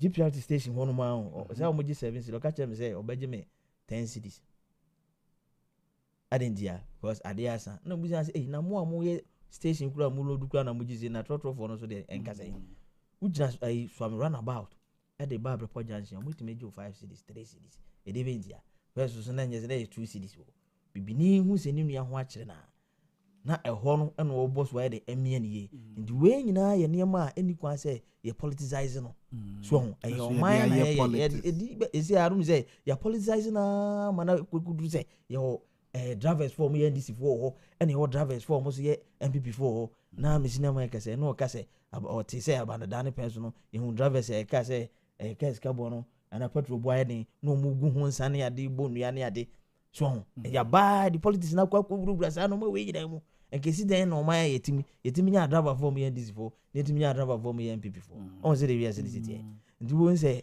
sa no ma we nyina na de e ba hen fon so na de ba yen politicians and e question almost akuti man nyina de e ba nke ba yi na ke kugina simpie so and e mu hu say oil no e bo no kosoro enye yen Ghana fo anya mi amba ayi mahama meteso na nyama na ma no kosoro eye nkofo no mo ye den eye external forces yi eye ntubu ha omo na ditame na e ba ha ye de kakra bi na ye de ka ho ye tubu ha so ye tubu ha e timi refine no yes say tomorrow refinery has started this weekend we saw it in the other yesu omo ye but enye enough thank you yesu enye enough ye de na ye tu no enye enough too say about 100,000 or something and you baby and no mo de na nyepe nti ese ma ye hu timamfo no hu sese ene na ya na ma ye ho kire se o mo ye pe but the dodo no for the consumption of the country no and ye be here external house so but the main so many eyi adwene ye sese atomo a se yeso ye de ne ye ton nti yeso ye de ne ye benefit me bo a nti se atomo a yeso ye de no infaso na ye nya to so no infanto so na ya the ordinary Ghanaian abambe na ye bold enough na 33 years old abambe that by bold years day in day out every ko na nim no fuel price no e mafe mo e kosa I remember say abambe person me to sa gallon me to be 10 cedis 1 gallon yes ma to be sada e ma to me ba do 19 cedis and that saying so entiano no enya dia e ba fam and a liter crown and nam 14 cedis so, just a liter 16 cedis 14 cedis so enti eni kwa say we ni politicize no because e ya dia ye chichire o man no so enti ya dia eni kwa say ye dia amanwosem amani timi kwa kukudu ya driver for so that's it ama say no ye bakura na say ye be cheche mu ana no na san kwa koye ade foforo na ye san e de make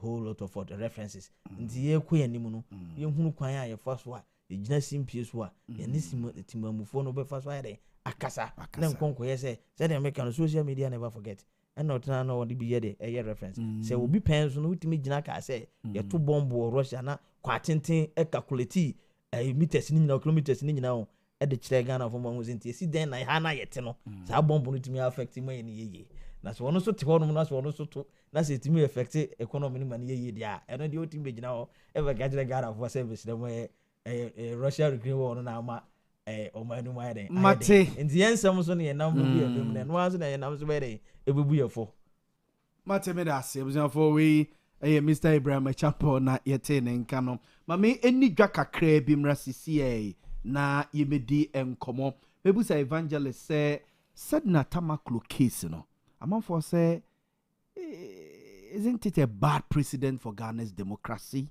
If you say it is good, ibidi hunkomo and High Court order say Dennis Miracles Abuaje ne 5 bank account omun freezing nyina and ejapade be phobia e woni dim so no aban fa nensa ento so ibidi sa hunkomo nsisi a but mame enkamfo school we emao J1 International School J1 International School for and not any school I may come for a day ama wo said ne ope baby edo bana ko ami atetia kwada na nyamisuru kwanso yatetia kwada na ye ede amawa eye J1 International School na may come for a day ama wo and only school say obia ede na bofra eko ama yatetia kwada na ede ama mo qualified and experienced teachers ya omude nyamisuro ewura akwala ne mu na omo abotra wo experience say wo mo hwe nkwala ne ye kura chen wo ba tan no a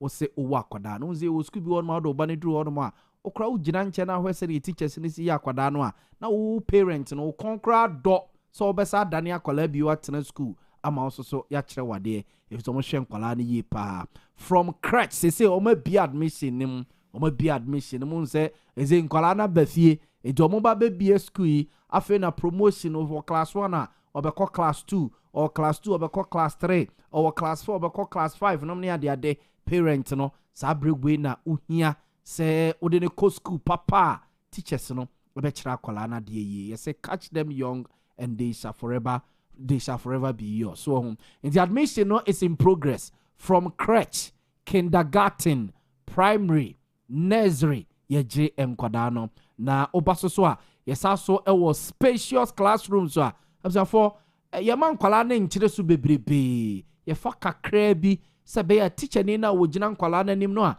ɔkyerɛ nkwalaa no adeɛ no ne nsa bɛso nkwalaa no nyinaa so na watumi amonitor ɔmo so well na wahwɛ sɛnea akwalaa bi a esi catch up with adesua no yɛnkogya ɔmo ngu classroom hɔ no mo yɔɔ na akɔba sɛ teacher ni ne kyerɛ adeɛ a baako pɛgye so yes sir ozi do you understand yes sir what you say ozi no say na fi na no akwakoya de fufuru bi we have spacious classrooms a for akwala no teacher ni ne kyerɛ na de a ne nsa ɛso obia so ohun akwala bia ne modern mo unse akwala ni bi wono ma bi a slow learners ebi so very fast and is only fast for na chia one we na slow for no ate aka change teacher ni no de akwala na ba no onimu bia the output and then a modern more. And it's also a combination of a Ghana Education Service curriculum and the British curriculum. Into we know a hybrid. So the British curriculum and a GES curriculum and a yakabumwa ya de echere enkwalana edie. Into a hybrid dumwa. So and ya de echere enkwalana die. And it's also a fully equipped a computer a lab. Akwalano say they also the computer ye biano and from nye no eba so ya de ahyene mu e de ahyena se a enkoya de foforo emma no so na okonenim and yesa so ewo a peaceful and serene learning environment ya ope baby a wo de akwala ne konye choka benjo de bia ho din nti akwala ne tena se wo sua de a at every time biano so bibie ni hono a a distracting no bibie ni hono a a disturbing no bibie ni hono a e na dwene e di free addition so and yesa so e wo CCTV cameras a monitor classrooms odomo ene eye school environment nyina e bi akwala ni pie anase bi o mu di agro CCTV cameras no e wo school hono campus nyina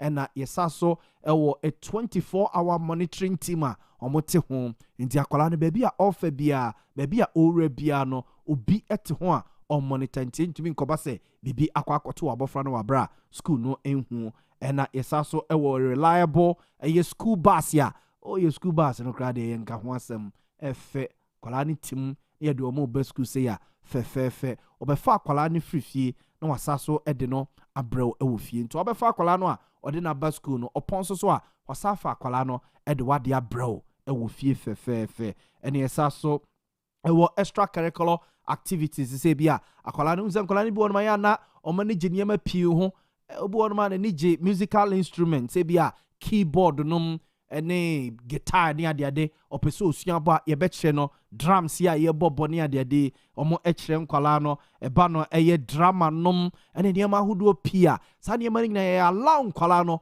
emomo engage in sa niam no eno so e building nkwala no ye pa emomo ekọ omonim ene sa so a modern boarding facilities e wo honom e de eman nkwala no from Monday to Friday ntie bia uyo obi a wo ye adwuma so ho nti obepese weekdays ne de wo de akwala ne bebreen ne akwala na tena ne bia weekend na wo fie no waba befo ade de wakwa ede na kwa any problem kra ye wo excellent boarding facilities ya bed nom ene mattress ne sene yesi arrange no honom no kama ite se de akwada no e wo fie ebi kra mpa na akwala ne ba beda so kra no ne fie kra ne ebi ni honom sa we eye Jejuan International School Jejuan International School ahwasem ene ye ken ebi ameka obusese school no wo he abusiafo mo ofuase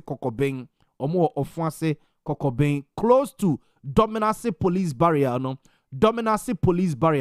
abusiafo omo ebene pa meken ebi a wo be pa admission e de ama oba no a ya frɛ telephone number 0277 453022 0277 453022 and a 0553 182201 0553 182201 Jejuan International School as I say ho and obia edine ba ene na bofra no eko say admission nko ade a wo de offer omo a wo say Yaw Boamah na ka say ya frɛ omo mema discount wo de family din ege discount what I say offer omo a was Owia TV for no and I will heneja or more essay pad meshi ma qualano or mema discount kama at the amount. I was for say Oman mackerel near the year Diane say while we year Diane or restaurant or hotel B or choba beer or per se Diane and also free jasso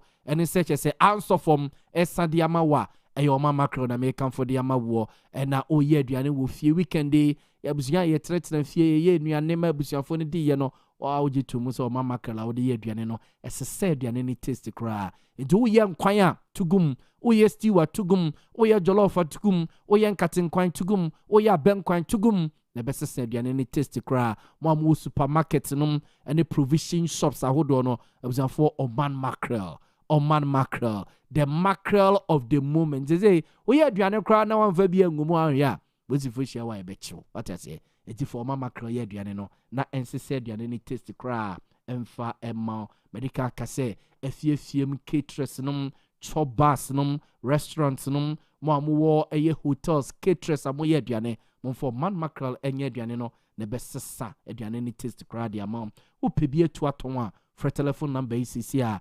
0242726379 0242726379 and 0551205063 Oman mackerel and no and as I say obia a day a yenedua ne say me emra na yentwa discussion so mamenko evangelist on evangelist said na tamaklo case among for say it is a bad precedent for our democracy. And Dennis Miracles Abuaje, ne bank account, ne properties has been freezed by the High Court. Mame Entio. Yo, medasi mame mfa inchi asronko Emma ye me wo fasia owo MPP minim se enche bi obejoin ye wo NDC mo ye Kobi Edu adodo na friend Kobi China o se minchia woni yenu anoma wa ha oh okay when your appointment infante for say jojo boa bi jojo boa ketu bi e wo so ame ya ye no financial secretary oh Kobi yeah Kobi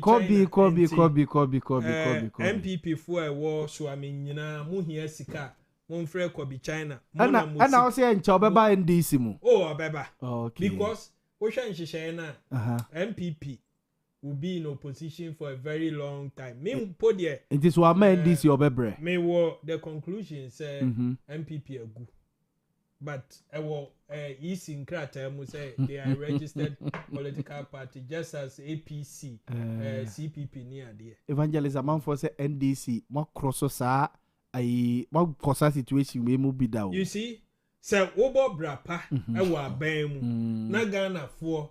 After 8 years, almost say ko na kwaje wa home.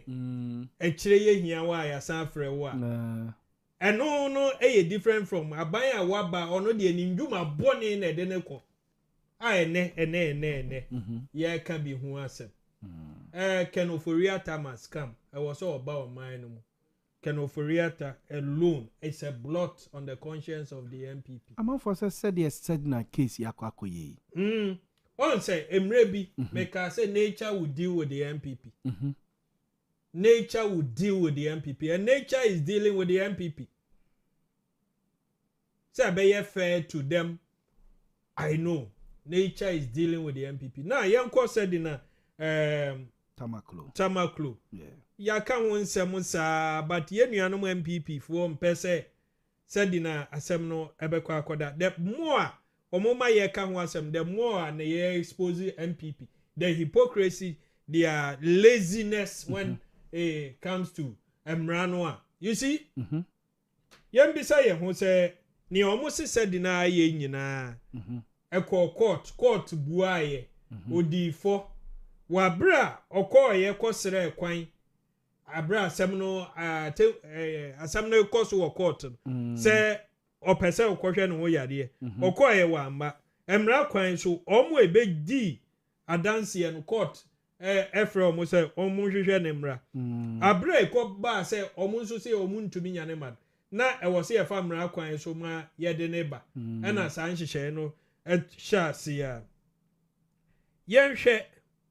I like how Professor Kwakwasari Professor Azar, Yeah. Kwakwaza, I summarize the whole thing for easy reading. Or say, make jump be nama bobo. The trial continued. That is after Sedina Ekoyen, the High Court held that she had absconded in breach of her bail conditions. Her sureties were directed to produce her Namikaim. The trial continued in Sedina's absence. On 16th April 2024, the High Court convicted her on all counts against her and imposed several concurrent sentences. The effective prison term was 10 years. On the 9th of May, she appealed. Yes. What did Sedina argue on appeal? Her notice of appeal contained 9 grounds. Ground A was the broad complaint that her convictions were unreasonable and could not be supported by the evidence. Ground B to H, each simply stated that the trial court had erred in convicting her of a particular category of offenses. Ground I complained that the sentence was harsh and excessive. We brofo no mekan bebre ayamra me wo madwenkyere but mekan mra no de no more. Ne we say kan nyina ne ne tietie mu yes or right to appeal. Yes. Obia wo be court asem na nkwa ama wo. Wo be di for. Wo right to appeal ayamra, and she appealed within the time emra no ahihye ewo ho no. And then I heard Godfrey Dame, the Attorney General then, say, why who appeal no one take who asem. And also, Mrane say, the Okano Yano Cre. Enti, Yembisa was a nice said in our acquaintum no or Hokwine. Mrane say, or Hokwine. Yeah, he sought the permission of the court. The Republic argued that because Sedina was a fugitive, when she filed the appeal, she should not be permitted to challenge her convictions. The court rejected the objection. It held that rather neither the Constitution nor any Ghanaian authority cited by the Republic deprived the person convicted in absentia of the right to appeal. Even though no nihan, emra bi aniwa e kire se wontumi appeal. And na ye nuanom MPP for. Wonim say MPP any Ashanti regional chairman. Eba Ashanti region omuni regional chairman. Yes. Wonim so MPP. They are orphans in the region. Yeah. And a national crampa. Omo national chairman also acting. The always say in acting. Yeah. General Mosquito offered himself.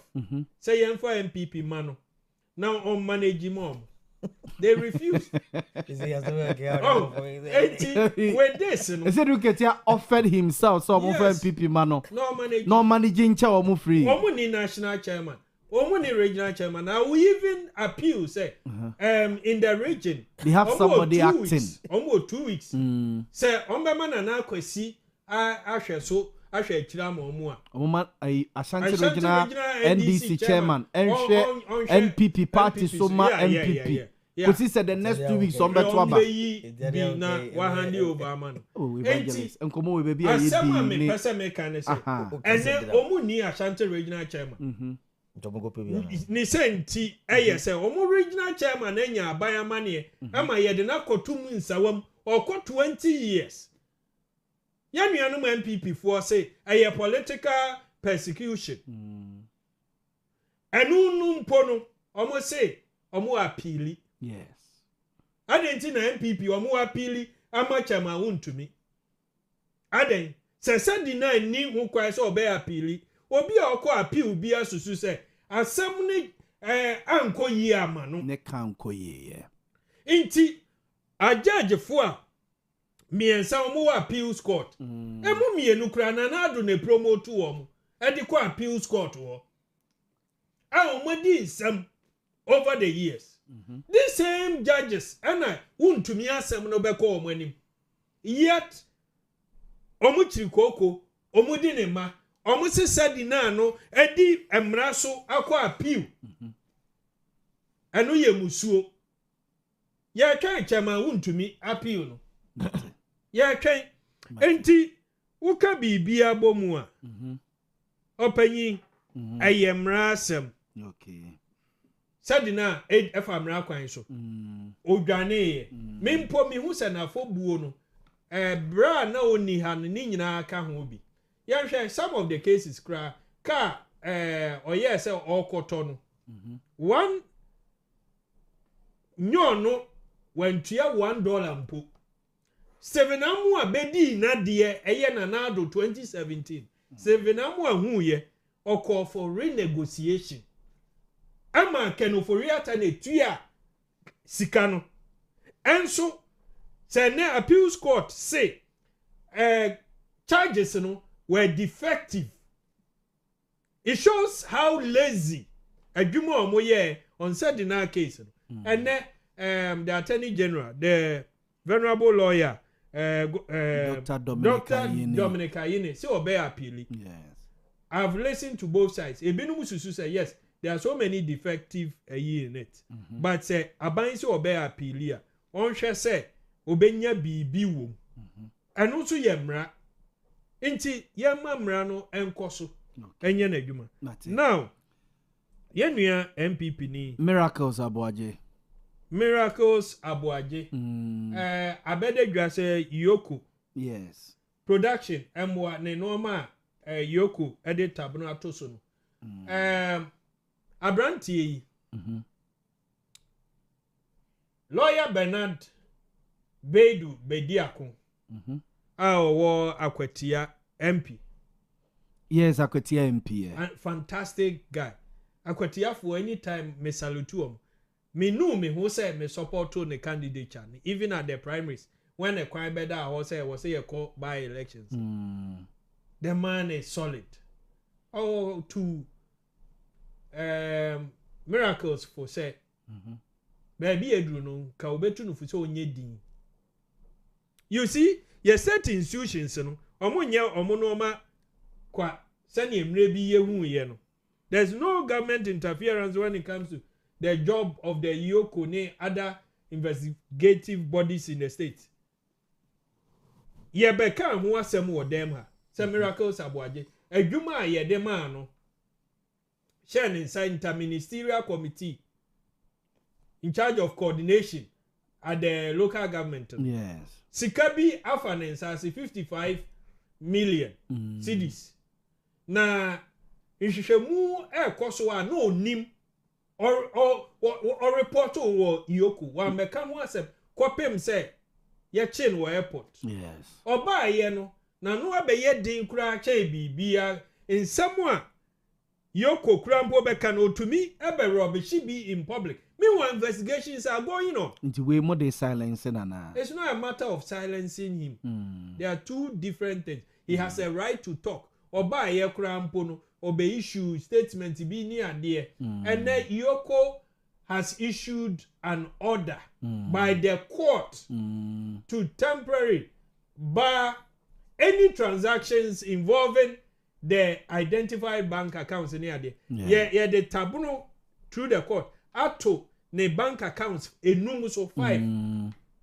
Ana ne ejapade. Yes. Na ejapade owo 2-bedroom house.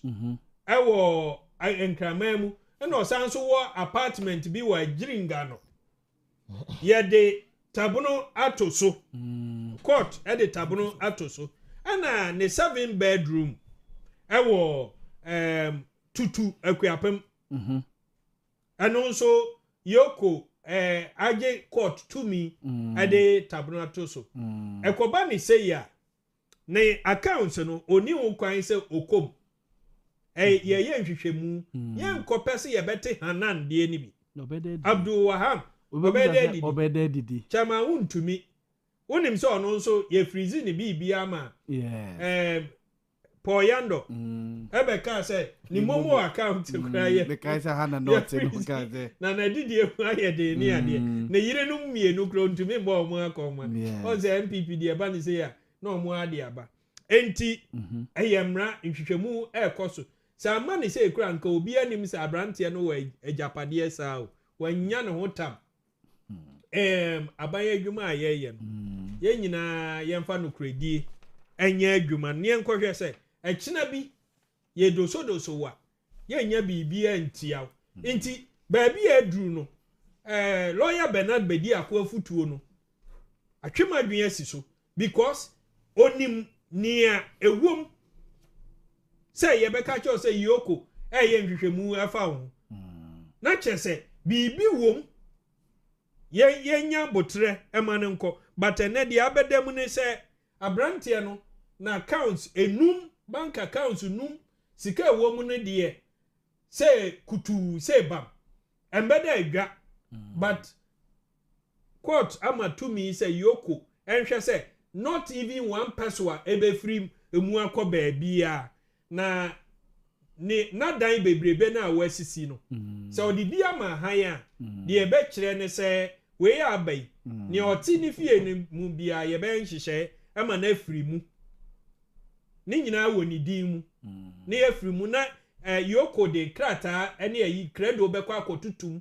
okay say under investigation opanyini bi na ne fie was out opposite mena na fie fie na kwan ya ye fa so si ne ntampa ne fe no o yoko de we ato so nti tambia mekon me hu se bo ho omode yi na ba be bo no matro ne kasia na omatutum nti say 7 bedroom said infonyi ne by TV so dino share the wo is it a kwiapema na kwiapema dino pa yoko de won sa to so na mienu japade na em se ba ko na o se nsuo no ko ho a na ededa ni minimum eso mo ko no na satama mo chi na no mo eko fie ho no na we are told said there was a teche ewura bia nti we are say edru mre bia bibia ye wo bia no ebeye ejenjande because ade a wo kra no untumi use search ma untumi eyokofo ko ni fie ohun ka say na egu fie ho ohun ye ena emu dia hin na chema untumi betumi atwi ejenjande usi efie a be chen manhia ejenjande emu dia hin 77 air conditions mate ene baby a wo na air condition wo nti bible and mejano nkene nkam the bible na nkasa mpo e baa na say me de ko baby a bible mienu na gu me kan no say nka ofa ba ko ba nki akin emu asem no ni nyina ye no kro oh yes the bible mo asem ye nya abotre onya tumi a fa ho brase obuo ni anidi enti miracles aboaje mate evangelist yes say ebia na no edinti David obetumi akasa he can still keep talking but mrano ebeye na adwuma the Lord they say is the Lord mate but as evangelist Richard Kwame na prana Montie ne nka no mame emra dani ho dani he said na tamaklo case yamanfo say is a bad precedent for our democracy and it Dennis Miracles aboaje enkomwe mame ntio nyame anim ni ye ma me case ba nyame anim ni me ferry pa adentia as a young politician na ma ferry because then we lose the trust of the people yin yan mo mu fi adane dan nyina no omo ka se politicians de se bio ye akromfo yin kwan e fa so a ye cover ye ho ne ade when issues like this come na mo ferry cross o ye young politician because a bra wo free amano this is a person en ko gina court wa fa akwati kwan so ka kire court say ne ho dodo no to obo so kwa abuchi ko hwe no ho yaresa na court gi ni di ye na wo ko ene sa adwembone ne woni tirim so wo dwane adwembone pa ne o ma me tirim se wo dwane afi o man mu na onya akwan dwane ye wo ko ye ka so mbra wa amada kopim se na ban ba ban mu na ban ba ye na afedi o mu hwe kwan mfa so a o mu ni di nkomo a nti wo gi ne ho di so obeba na wo ba ye ne ebe enna be na wotwe mienu ne ye ni bebi o da nipa ne enim se ya convicting for 10 years ana ban mu ni bibia mu enim so ya kromfo na eso de fiase na oba Ghana mamu nye hunu prison order na minority etetem bisa omampanyini ene na paafo nyina se ehin na maami da because the duafie wo Ghana nyina no ye won krofo wo ye nim omo ye bi se maami o na Jack, where are you? Jack, where are you? Near Canina. Yeah, mammy, some Tamakulu. Yeah, only the Fibia. Now, by ya was so quite appeal. And he right because in your home, say a GD say court lower court to be any ending here. If I call appellate court, near Cocope, sir, and you but and you must surrounding these whole issues, no. Emma, ye GD, ye work for our courts, nay, a politicians near the end, and I suspect. Because ebla mami ba minority tete mami ye de ni ba ne ba be jano because na ban aba enu na fe de waje atum so obeko because no waje court no dia court na sisa yo court na MPP aban mu na ho no sa court na na ho ti eje court ye judges ni di so mbebu atentene ne dia ta atentene no na obubu no MPP abrem no sa atentene na no bu na ni sa abem enti die enti na tamana MPP aban mu na o mae we are talking about the court no a defense I would be call. And a Bama court no buona nothing. And we are asking Attorney General no and was what quite appeal, yes, man quite appeal. Yeah. That crocodile the John was warrior. Yes, man quite appeal. Yes, yes, the kind of defense I would call for the state. And a man court no, Ejina Sujama, meno. So who call with the spirited court in the name of this country, Ghana. I will say where the taxpayers money in a chauka. Now call you my papa. Court to be jail with you, my dinner away and so. I make sure say 10 years that mamma will be chat. Now call the young defense. Now don't say show them film because we are in the court. Now court no has no choice than to listen to your mamma said na and some no a jani be jano.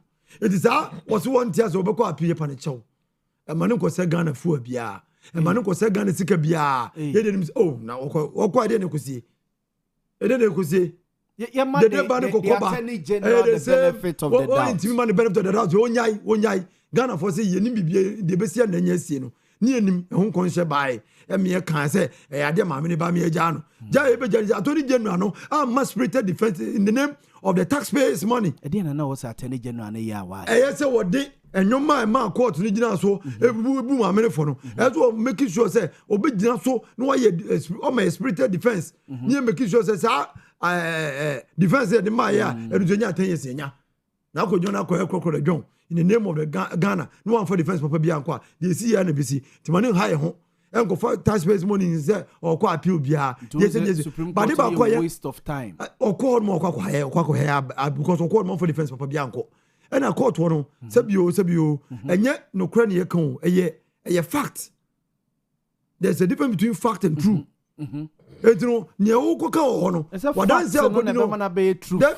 that be here and some dey wo ko ka no judge no asem si no oni ho yes no ni ho enti some na mu mienu mu be ka no eno no oba fa ho no dey abu fa na so obu abem any dance abo de beto to monsam no wo client no aye Ghana no defense ben ade ko ma Ghana defense papa ben Attorney General we o de ko ma Ghana no nti judge no ko gina so e de akoko chema me na tum enti ne bi esi nya sewe yo ye no eja ma me no eno an ko appeal court on ma Supreme Court ko akoye enti mani we see obi time na de ye catch on say better in this life better say ubejai obi a odi for ana o ye criminal kra amana nan free than say obejeli an innocent person better to leave a criminal to roam the streets of the community than to jail an innocent person. And this is for no ye because anyoma and this is for ye and then go from the moko jina court ahodo ebra enura no more opposition they benefited from same uka emra ye man panyini his excellency John Dramani Mahama e ka say nanadu dan kwakufado de he's just going to enjoy a perfect retirement in luxury because Gabi ene ni nua no o ma wie sika ma no. That's the word the president used. That time now dan seben wo say Gabi ene ni nua no mo e wie sika na ye man panyini na dan kwakufado eko ahomje mo wakwa enjoy in luxury. But these are some of the words His Excellency John Dramani Mahama used. And we could cast something little, something 10% of what His Excellency said in opposition near the Kokujina court near the bail akese atono. What they are doing, they should be very careful because Sambranoa Koneno Sambrano Sambranoana Echna 2 minutes than yes Sambrano and better now to me waja appointment with gold board evangelist waja appointment with gold board one can who say the bush and 4 they should prepare say bia baby odano obetima sesa Mobachino. Obi waji appointment bia under NDC biano the bush of phone to say so Kotobo Krana no waji receipt for the state only photocopy fan tour NDC ni bia waji appointment biano so Kotobi bia in the name of the state no you photocopy crowd to officer once any photocopy waji receipt to officer only photocopy for to fie because obe here dia obe fighting the found there. I say Obi okuta appointment be a suspect over power. Evangelist is o gold board. Oni sabi dem fi mu nyina ho. What you say? O hwe nsema kese sabi dem fi kan ye in opposition. And o gold board as me nwa evangelist wo. Me si bibia no o mu ye in the name of the state. O mu di receipt to officer. O mu ni photocopy go to fi. Na photocopy no mu go to fi ni kwa mu fa bi nkoma o mu yire mabusuafo. E no mu ankasa busuafo fa nto. So o chance o mu de ne yira wo fi a.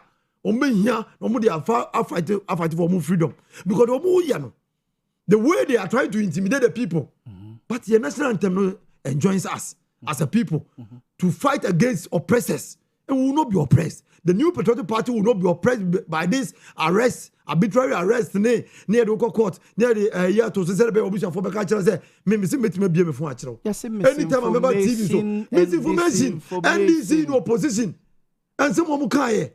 Misinformation on the Quabontre. Yeah, listen, Magana for you now.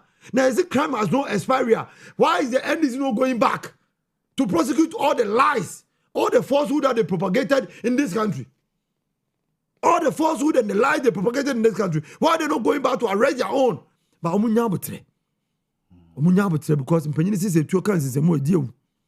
This woman, man, Omo de Mrano, they are weaponizing the law.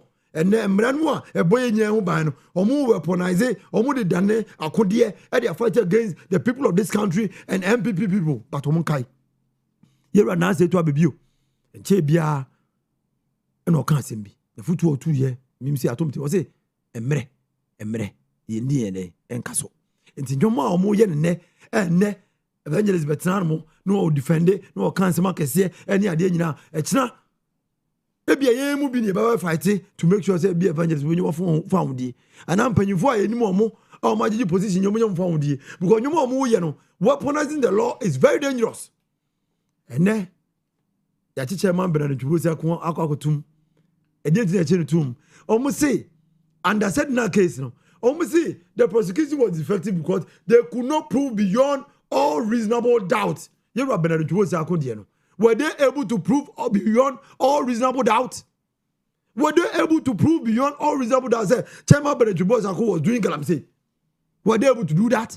So why is that in one case we were not able to prove beyond all reasonable doubt, and therefore the person has been acquitted and discharged? In another case, the state was not able to prove beyond all reasonable doubt that Chairman Berechibosa was doing Galamsey, but this person is serving 20 years.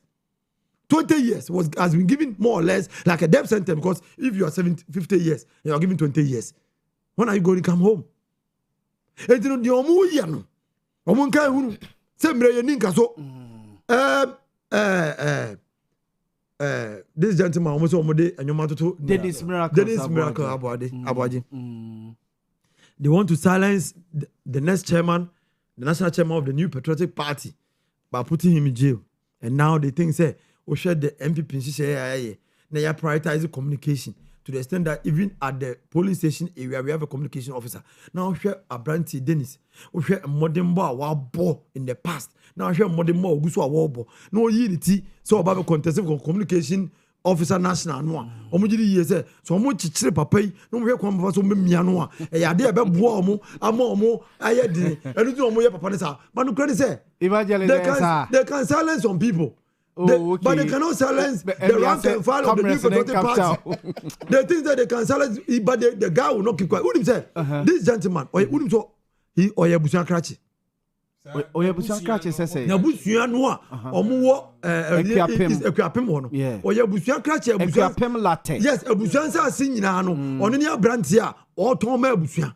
sir onu abusua ona ya abusua krachi a oda abusua sase ano obi a o pass as biano obi a o pass as biano sa branche no na in charge of the land na import oton sase no these are prime lands of a crapim it is oton sa land no ba ku bia mpo so onya bia 20,000 profit mpo a e sika keto a it is sa sase no sa adan na yes wasi no this man can build more than that this man na accounts na owo no obi anu oton sase bia no e wo commission abusuan sase no abusuan sa o da bi one dey in charge and therefore abusuan sase no so oton na ba ku bia onya 20% as commission po a it is sase no aye ka no o ti bi to bia evangelist misro and this boy am doing say obi anu a omugiri ye say o wa won no betima bo ma 2028 MVP aba ba mu back no they will be able to silence the person to the chairman who to atum the Simraka Aboaje they are going to attack him there are a lot of people am doing say omudu omu nyina e ba ko gina emranim say ba they will distract him at the people of this party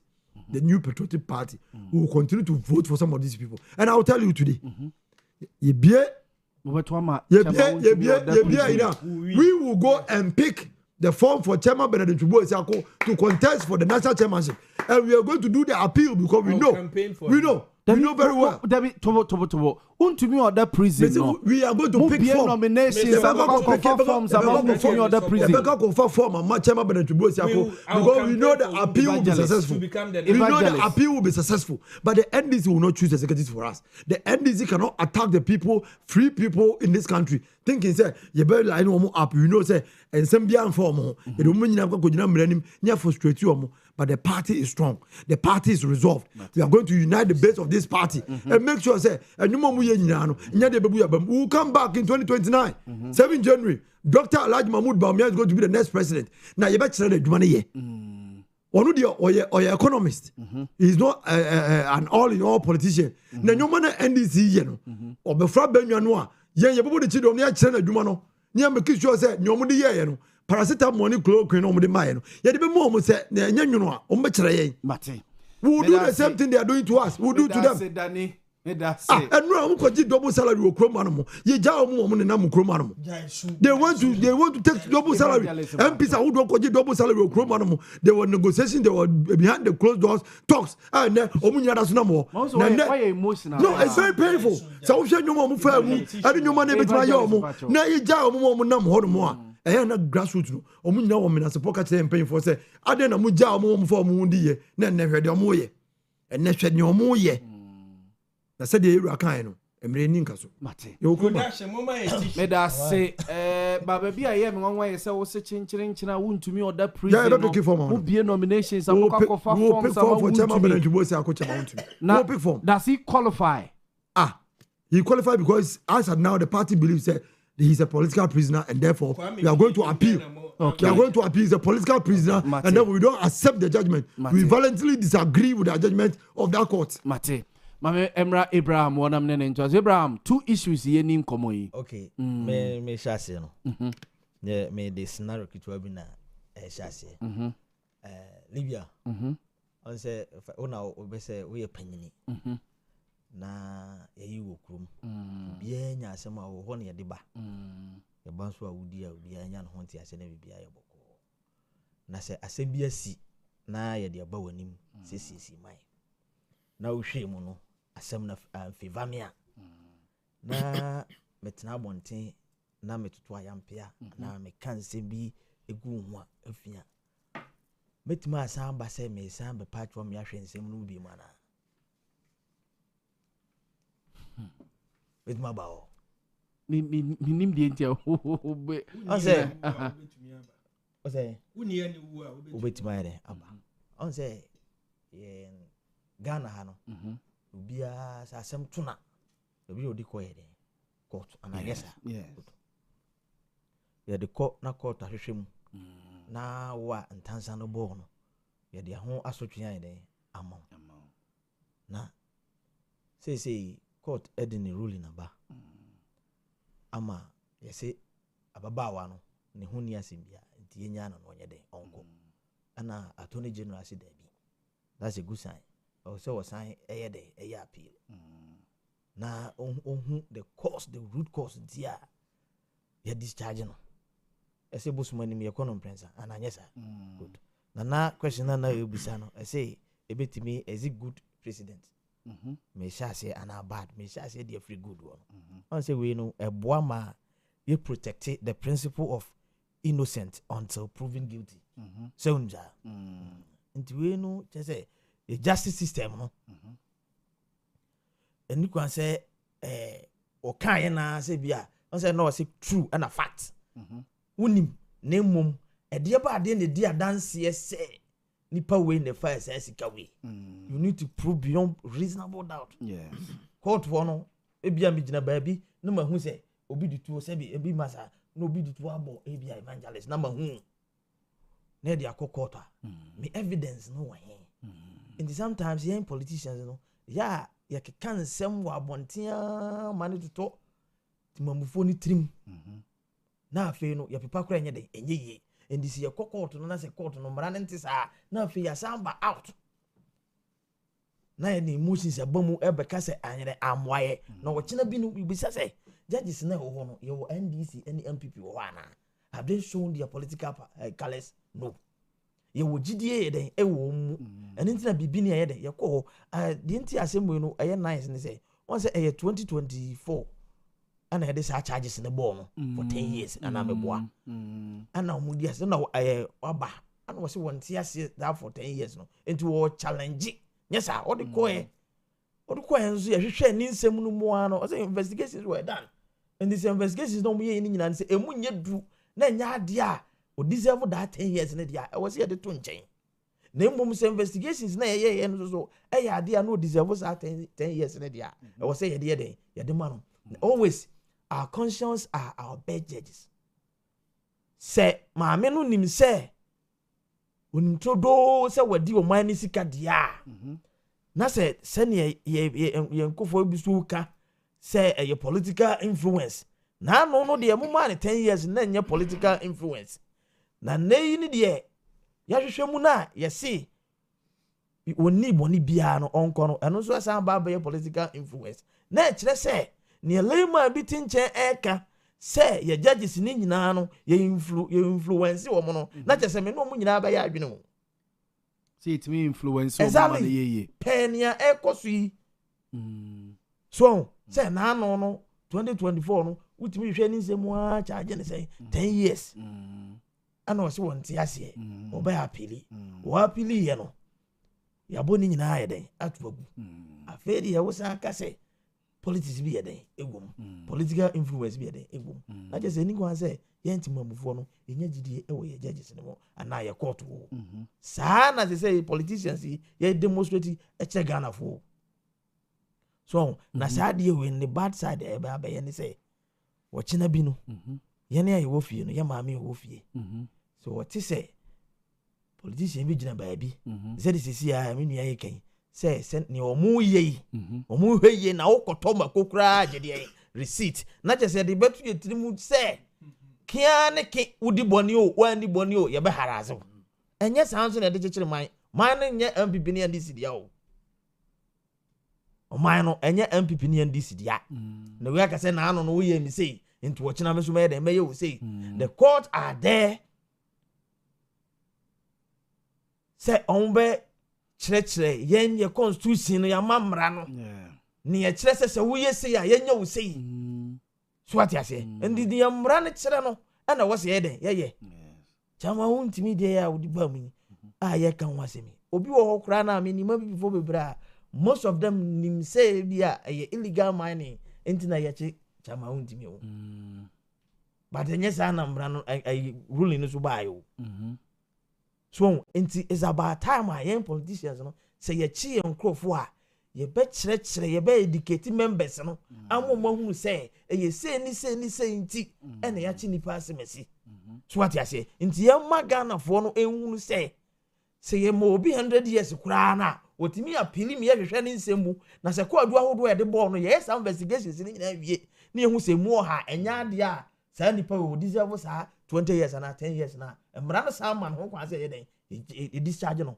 na se wo so won sa ntia se de a wo se okọ appeal na se say attorney general ya wo ye independent body ana mo se mu ni jide bia woni mu na se woni jide woni mu dia now so ba na se waka se wokwa akwachi obia is it not the same story na Ghana for best aka say politics na dey romiti mesre Ghana na ye wo no enye NPP dia enye DC dia by chance ena obia dey enya wo de ti wo na wakwa akwotena hom so a mbra na da ho na wo interpreti wo yusu no pepepe because men ni say judge no ono ho ana taking a decision say we say you discharge nipa no ndi sene ye ka no yesre ye court no de ma ye mfa political influence bi anya den enko ho you should leave them independently no munyo madwuma said you munuma na den etie ma ye mfa emotions enkasa wo chena bi wo ba ye be you say na ne ekoso ni nyina na say gina simpio so na ye kasa eya na ye ka ma no toti mamufo ni tim say sa nipa we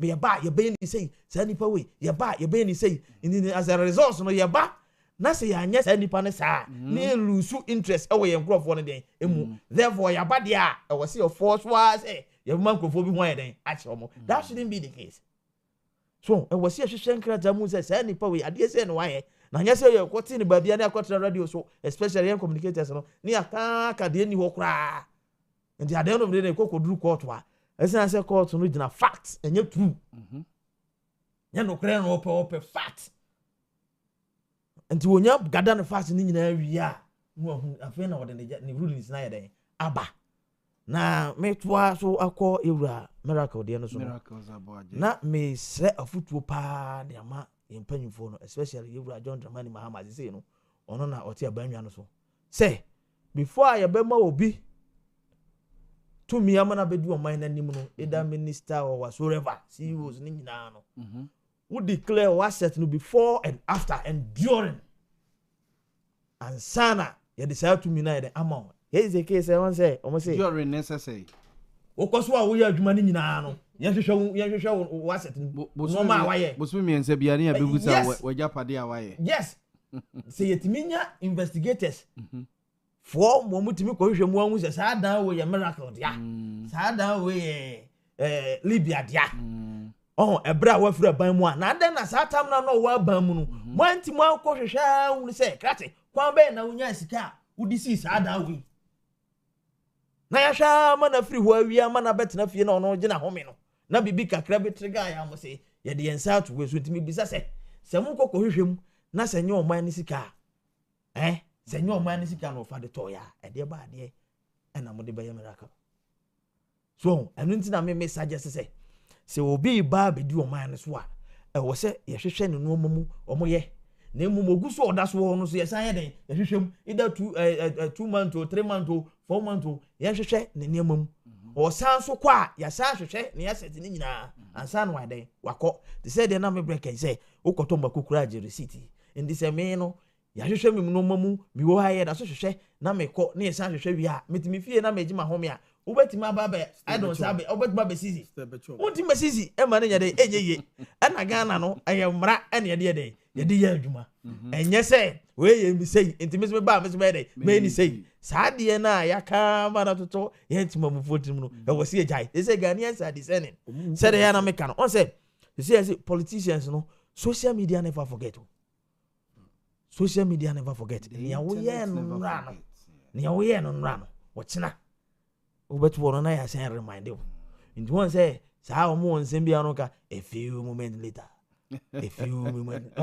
na chese ni nyina yaba wow yo crofobia omugina simpio so ke kan sem bebre na fe a few moments later na ere asachi wo mo nti mesre say enuanom MPP4 say ye chi omo crofobia anase bibi sa sia we say ye educate public no mo ye don moti ase na ye court no so dey there appeal no e wo ho say obetima at any point in time say ankwa amawo na say wo say ankwa amawo pe wani nyi ho a ko na ye nchichire mu nchire wo na cheche mu chire wo ansa na wa ba bonte say they say they aduru dey ye na hwe ye enye ye dance ye beki kansem ye be insight wo say ye batise say demonstration bi kra e ba so yes you see obi be ko bi but on ti ase so obekobi wa wanyere on ti ase I say we are going there based on sentimental base out of sentiment there the call na yakwa ye de enye na sia miracle de ye see first one omo che no so beka ya ababa wa bia okogina was omunyini mama man omunyini papa man omunyini papa man. I remember say video be somebody was say ono kra no herself he doesn't know anything about the story. No one say what one na omo fan say yanko adena ya na yegu ye woni mas. Opeka krama no na je. What you say? One say look at this kind of expertise. Enya fe. Oh, enti no say ye nwuma yi a nkasa no ma we nyina na kanya ne. Enkensi mate esa na ngwase no e do so ye expose ye ho too much mate Ghana no so ba bedi ade so a ukura bible ukura kronkron is about time we say use snap ni ngozi ana na ye papa ho mate on the note of snap ni ngozi well some come okay democracy under attack demo it is slated on Thursday na Saturday we are that Libya Saturday we are 6 August 6 a.m. sharp Saturday we are that Libya our negative influence our Ghana so your economy say office investor be o baby na the whole court at the ruling about na ye ko demonstration like this we say the democracy attack once we refer back unanimous once we refer back democracy is an attack it is a meme investor na me person me back Ghana unanimous na be invest me sika na be ye adwuma ha me kura me ye hoho no mo a mo ti akura na monye mo court no nyede eni no na se me ba na se Libya me fa wadwuma na me sika na obo ma ba na me ko bua me ko court a Mate be there ti be sire na ma ba hanom Mate so we ought to be circumspect with the kind of no so my starting come we free so Supreme Court ruling and I'm called evangelist I'm starting free evangelist what's it evangelist say or ya na me de ne endi a ompe evangelist Supreme Court ruling on political parties yes omotwa mo delegate system ne mo yes ebifi say ebema boka in organizing more elections sana mo ebi kura call for the state to fund political parties says amra we year juma evangelist on sankrofo year juma Supreme Court ruling on delegate system. I am happy and I commend papanum Professor Frimpong Boateng or say MPP or say demons have taken over the MPP. Abayfo abeje MPP aboso Professor Frimpong Boateng and the science you don't need anybody to tell you Professor Frimpong Boateng and Dr. Nyaho Tamaklu and Madam Christine Amwakunyama omode echo court say they are going to seek interpretation here say article 55 clause 5 adwuma and ampa omokoye no Supreme Court has say within 1 year political parties ensha see emfa enye adwuma say internal elections no political parties no omo be biemu ma any member of the party for no beka with good standing to me to be and I'm happy personally I'm happy their arguments their delegate system never here any insusanso say ye insusanso pano any insusanso boni ni nyina I've lived through it and my year studies on that okay about the delegate system now it makes it easier so you have a handful of people to choose and my organization easier but over the years near young say abayes kasam abayes kas and no amount for esuro and there are even cases I can cite to support say ebeyeska you have all manner of people omo sika sam nyamu no emunda ho no mo ewura ye parliament na wo ha one day obi abeye president an example in Kransa Amwati in Kransa North yes honorable Eric Amwati yeah Amwati then na Amwati ye eba say he was a philanthropist yeah won the area mo ya do ye papa ema ehofo no be do no ye MPP ni otumi call mo primaries no ebe we need ebe MP. Yes. Enti na kwantuo baako okọ America mamu. And America for che no say oye nuboni adwuma. Oye MPP ni. Enti yanhwe baabi ofiri a otumi wura mu ekọ parliament okọ shemra. And some of the merits here say manageable maka it reduces chaos. Even in MPP with this small size, on say by delegate system as it is today, and this year they are not associating MPP. Every polling station here was 9. Initially they had 5, and now only 2 account base. And then it promotes internal democracy among active members. Delegates are usually active party workers who understand party structures. Decisions are made by people who are directly involved in the party work. Speed and efficiency. Emma say, "What to a banner? Oh, be or I'm more 10 crown, no more 12. No more. Wait next 2 weeks. MPP 4D. Emma 12 na omwe trade Johnny chat. Na almost where omani aje any age. Na say you the omuko 2 ye. Constituency DA. One constituency abrantiano. Okope baby tina say wabredodo na nipa sika obi olusu ye obi aso obeto obo jini sika on ye wabre olusu ye inti wo sha quality control near there. These are but evangelist the cost involved na man for reason. That's where I'm getting to. The negative aspect of it, money, politics, cash and carry. Call people more cash and carry.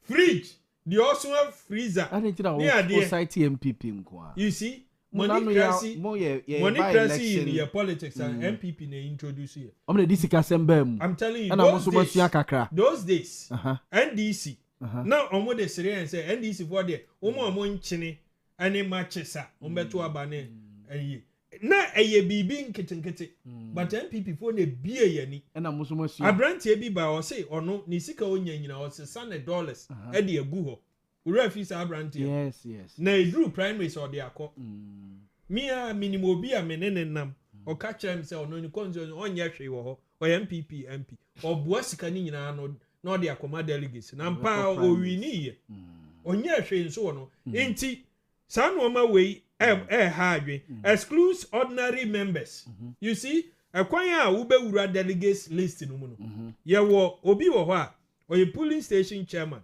ne yire ne ma ne wo fa asefo abusua no wo fa omo album na edin ba ko ne asamo nipa 7 women organizer ye ne yire ni ade enti wo a wo free nchen no se wo be wura mu no den anu nti o ma baye o mu kotu we si ma ye me register ni ade se ye bie mu se ne a Supreme Court a hye ya sa de ni nyina be free system no mu sikatuya no se nipa 5,000 wonya sure say amanfo be gada nipa no so mo ye 5,000 na be to no ma ko bua sika no aba you see say ye bie mu e be brase mint na o affiliation ka say betu to take it off crowd bebre na say because we nipa dom no say ya na obetumi atuya but you know MPP for they will always find a way to do it nti edana Supreme Court bu aye na omo lawyer ni mako gare ni mako nam court dan ho na obisa say himfa na obenya sika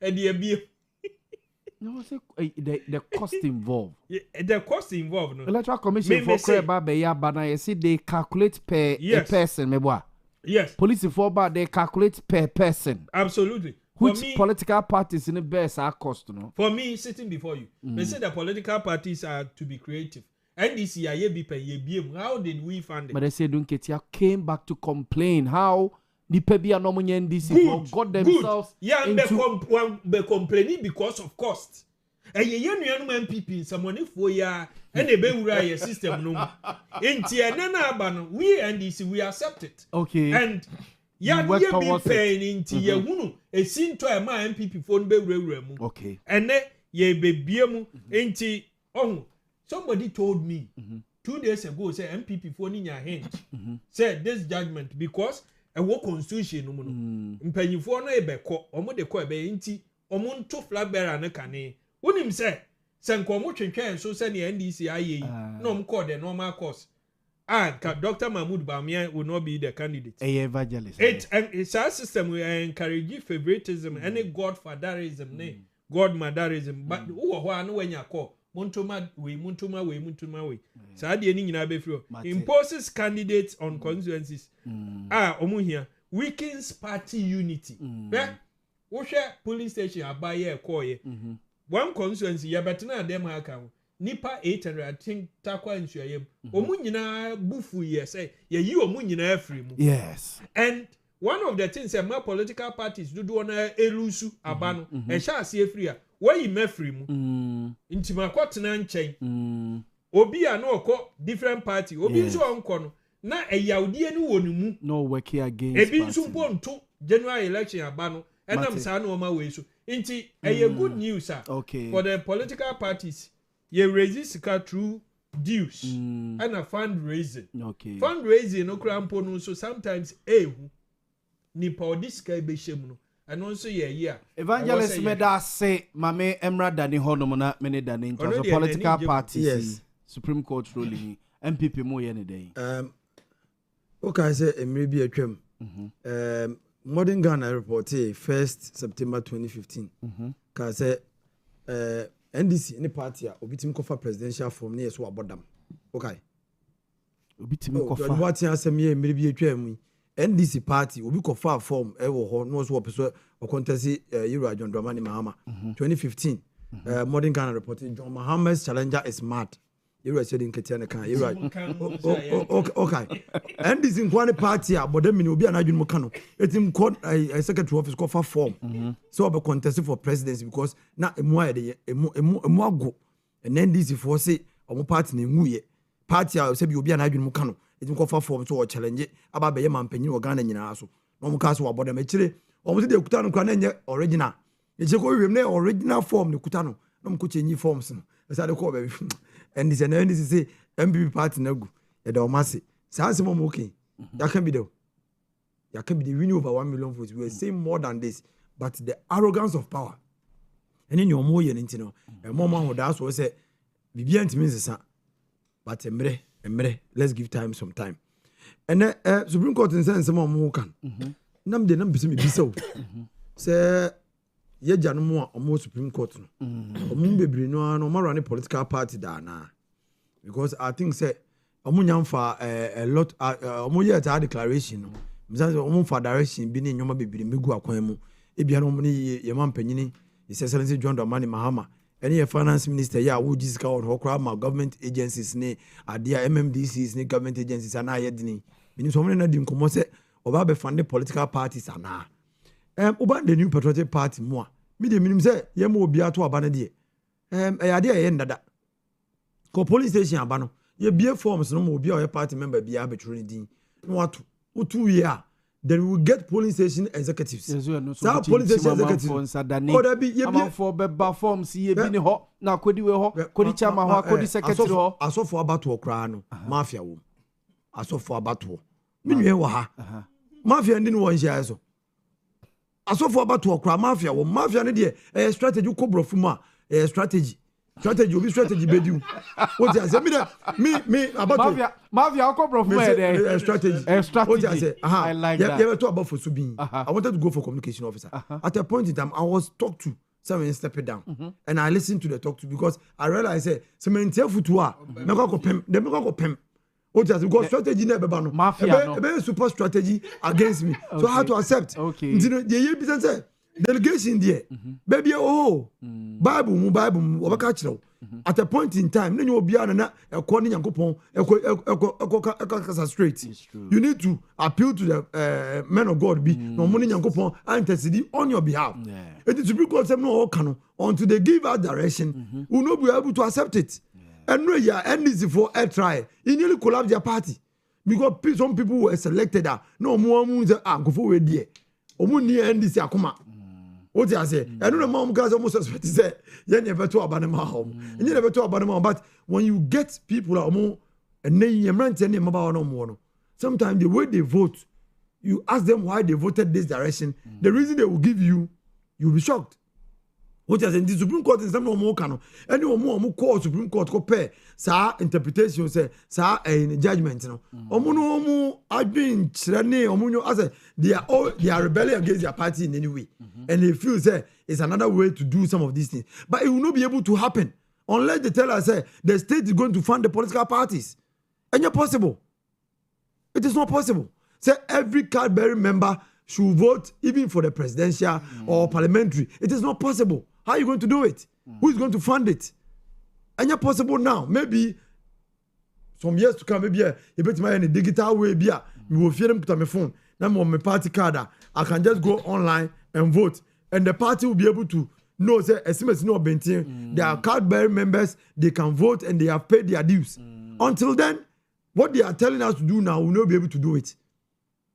It's not that we don't want to do it, but we won't be able to do it because if I tell you the funding that went in, how much it cost the party. Party dues, they're saying. Party 10 cities, 10 cities, yeah, it's a crumb man. And you only say 10 cities, no, simple. Go to the hinterlands.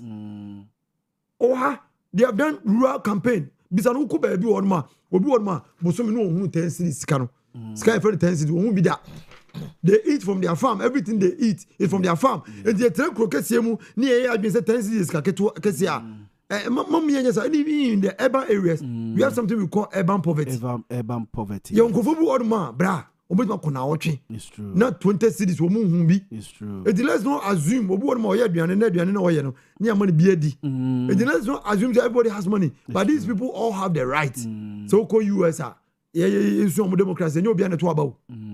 United States of America, no, you pick up your money, and you'll be on the twaba. The national election, you'll be on the twaba. And Mamma, and you may be a yen to me. Then, yes, Supreme Court, I can't see. You bet me, you bet me, it's all mine. No man to try to fund the political parties. Yeah, my Ibu. Nothing. Mame Emra Abraham say a quick one me Islamic senior staff no nyina mo oh wow yeah chair o manjumre when you send messages it's almost sending messages back or say catch almost omo Islamic senior high school staff no nyina yeah chair o manjumre e do mase madintie we political party na you pimu Oscar Remember, some crowd them on no sunti. When you can create here. Yes, now catch him say, "Mona mo propose here." Yeah. Evangelist said, "Mo here, we do be because I'm with the independence by you." UP party.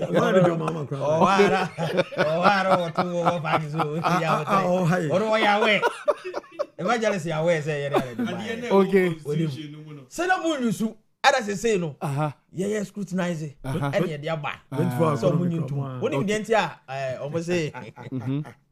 Egofo na obviously Montie say you trust our delegate system. Omo a directly omo benefiting from that.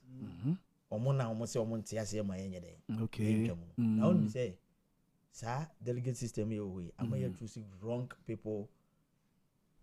Amo mababe Philip position bia omundi ze we so omo anu ntina ya na mo man na chire yes because on say favoritism no eba mu a and am I to me choose wrong people emo moko ekwese position bia emwa o man no nti at the end of the day no na afide ho ye den e kire nka be de be nwanwa say bit maka say 10 cities kura ho den say e wo Ghana ha obi be ye den obi benya because yen politician ya mo ma yes yes because you better na ho no say provide nyuma ema o man na nka sa 10 cities dey mi gase nka ho be ye den am obi se onya because em wo party mu na de bia me to aba e di impanyimfo a me so me feel self belongingness so what you say a sense strength your democracy no and say me so me no me feel say me a part of the party and you say ye nkrofo bi say omo de we mu na de bia wo so mu yesi na won me say sa adi we kura si even the omo to no underground na see en kura di kura no favoritism be ble den ewom because obi feel say onu woni me wo benim wo nti obi amenim ni de ani kwa say man ye den eba be shem so what the meche no se woni me dia me ba onye den enwuram mo amba kai ye Alan ene Yaw Boamah and Kennedy about where 2 years senka saa time na delegate system no senka twamwa na de grassroots panel and almost abaya de ade na mo ka ho asem Supreme Court sa de tato say be take effect crowd my political parties no ne the stakeholders no mo be a year to prepare to prepare did you ka ho asem senka insi o so say Allah ne saa time no okay say na ye adwuma okay and na me say na me see you choose wrong people be am makofele position bi amwa oman no so what you say ne grassroots no pen no na omo so say yem pen no into at the end of the day na omo fam na grassroots no they are peeved because me kra me nkoto aba because nipa na me pese de ne ba no ya mfana nyede ama na emum se bie mu no kokoto aba ne bi na nipa na makra no ho say me kokoto ye na emum nya na wanyede wanya wonu mi say sa delegate system ye owe obi dey ne budget every year bia wonu say menya say gom obi time de sinifie obi kofie mu na me na me ye papa na me ye delegate na me ba enso ye delegate me yere delegate so what you say yes anye corruption na bi na ye bridi wo no na ye wia na ya san de en say kire politicians no corrupt ye wia na ye say per development wo ye krom wia wa ton o conscience de amobi no wo say twen so samra e me ye bibi ma and no wonder say evangelist ka say obi wo no ma wo no wo so akora ne dollars na ye de e de aguo no de akọ for primaries it is ano ma we nyina twam a no wakora de aguo sa nipa ni nyina na sa sika so betumi de sponsor mo mo na ye ya ne ahwe nti ho no favoritism bi ene de ye nyina na ye de ye na emmom na omuka say political parties ni nyesika entimi en sponsor sa no mo na sa ta mo na wo nyesika me say me kai obo ase obi ka say brand ne de abo akaka ne de ye nya hu ye okay live program no all come obiate say dai we ma ye say into so be ma ye say no omo challenge so what you say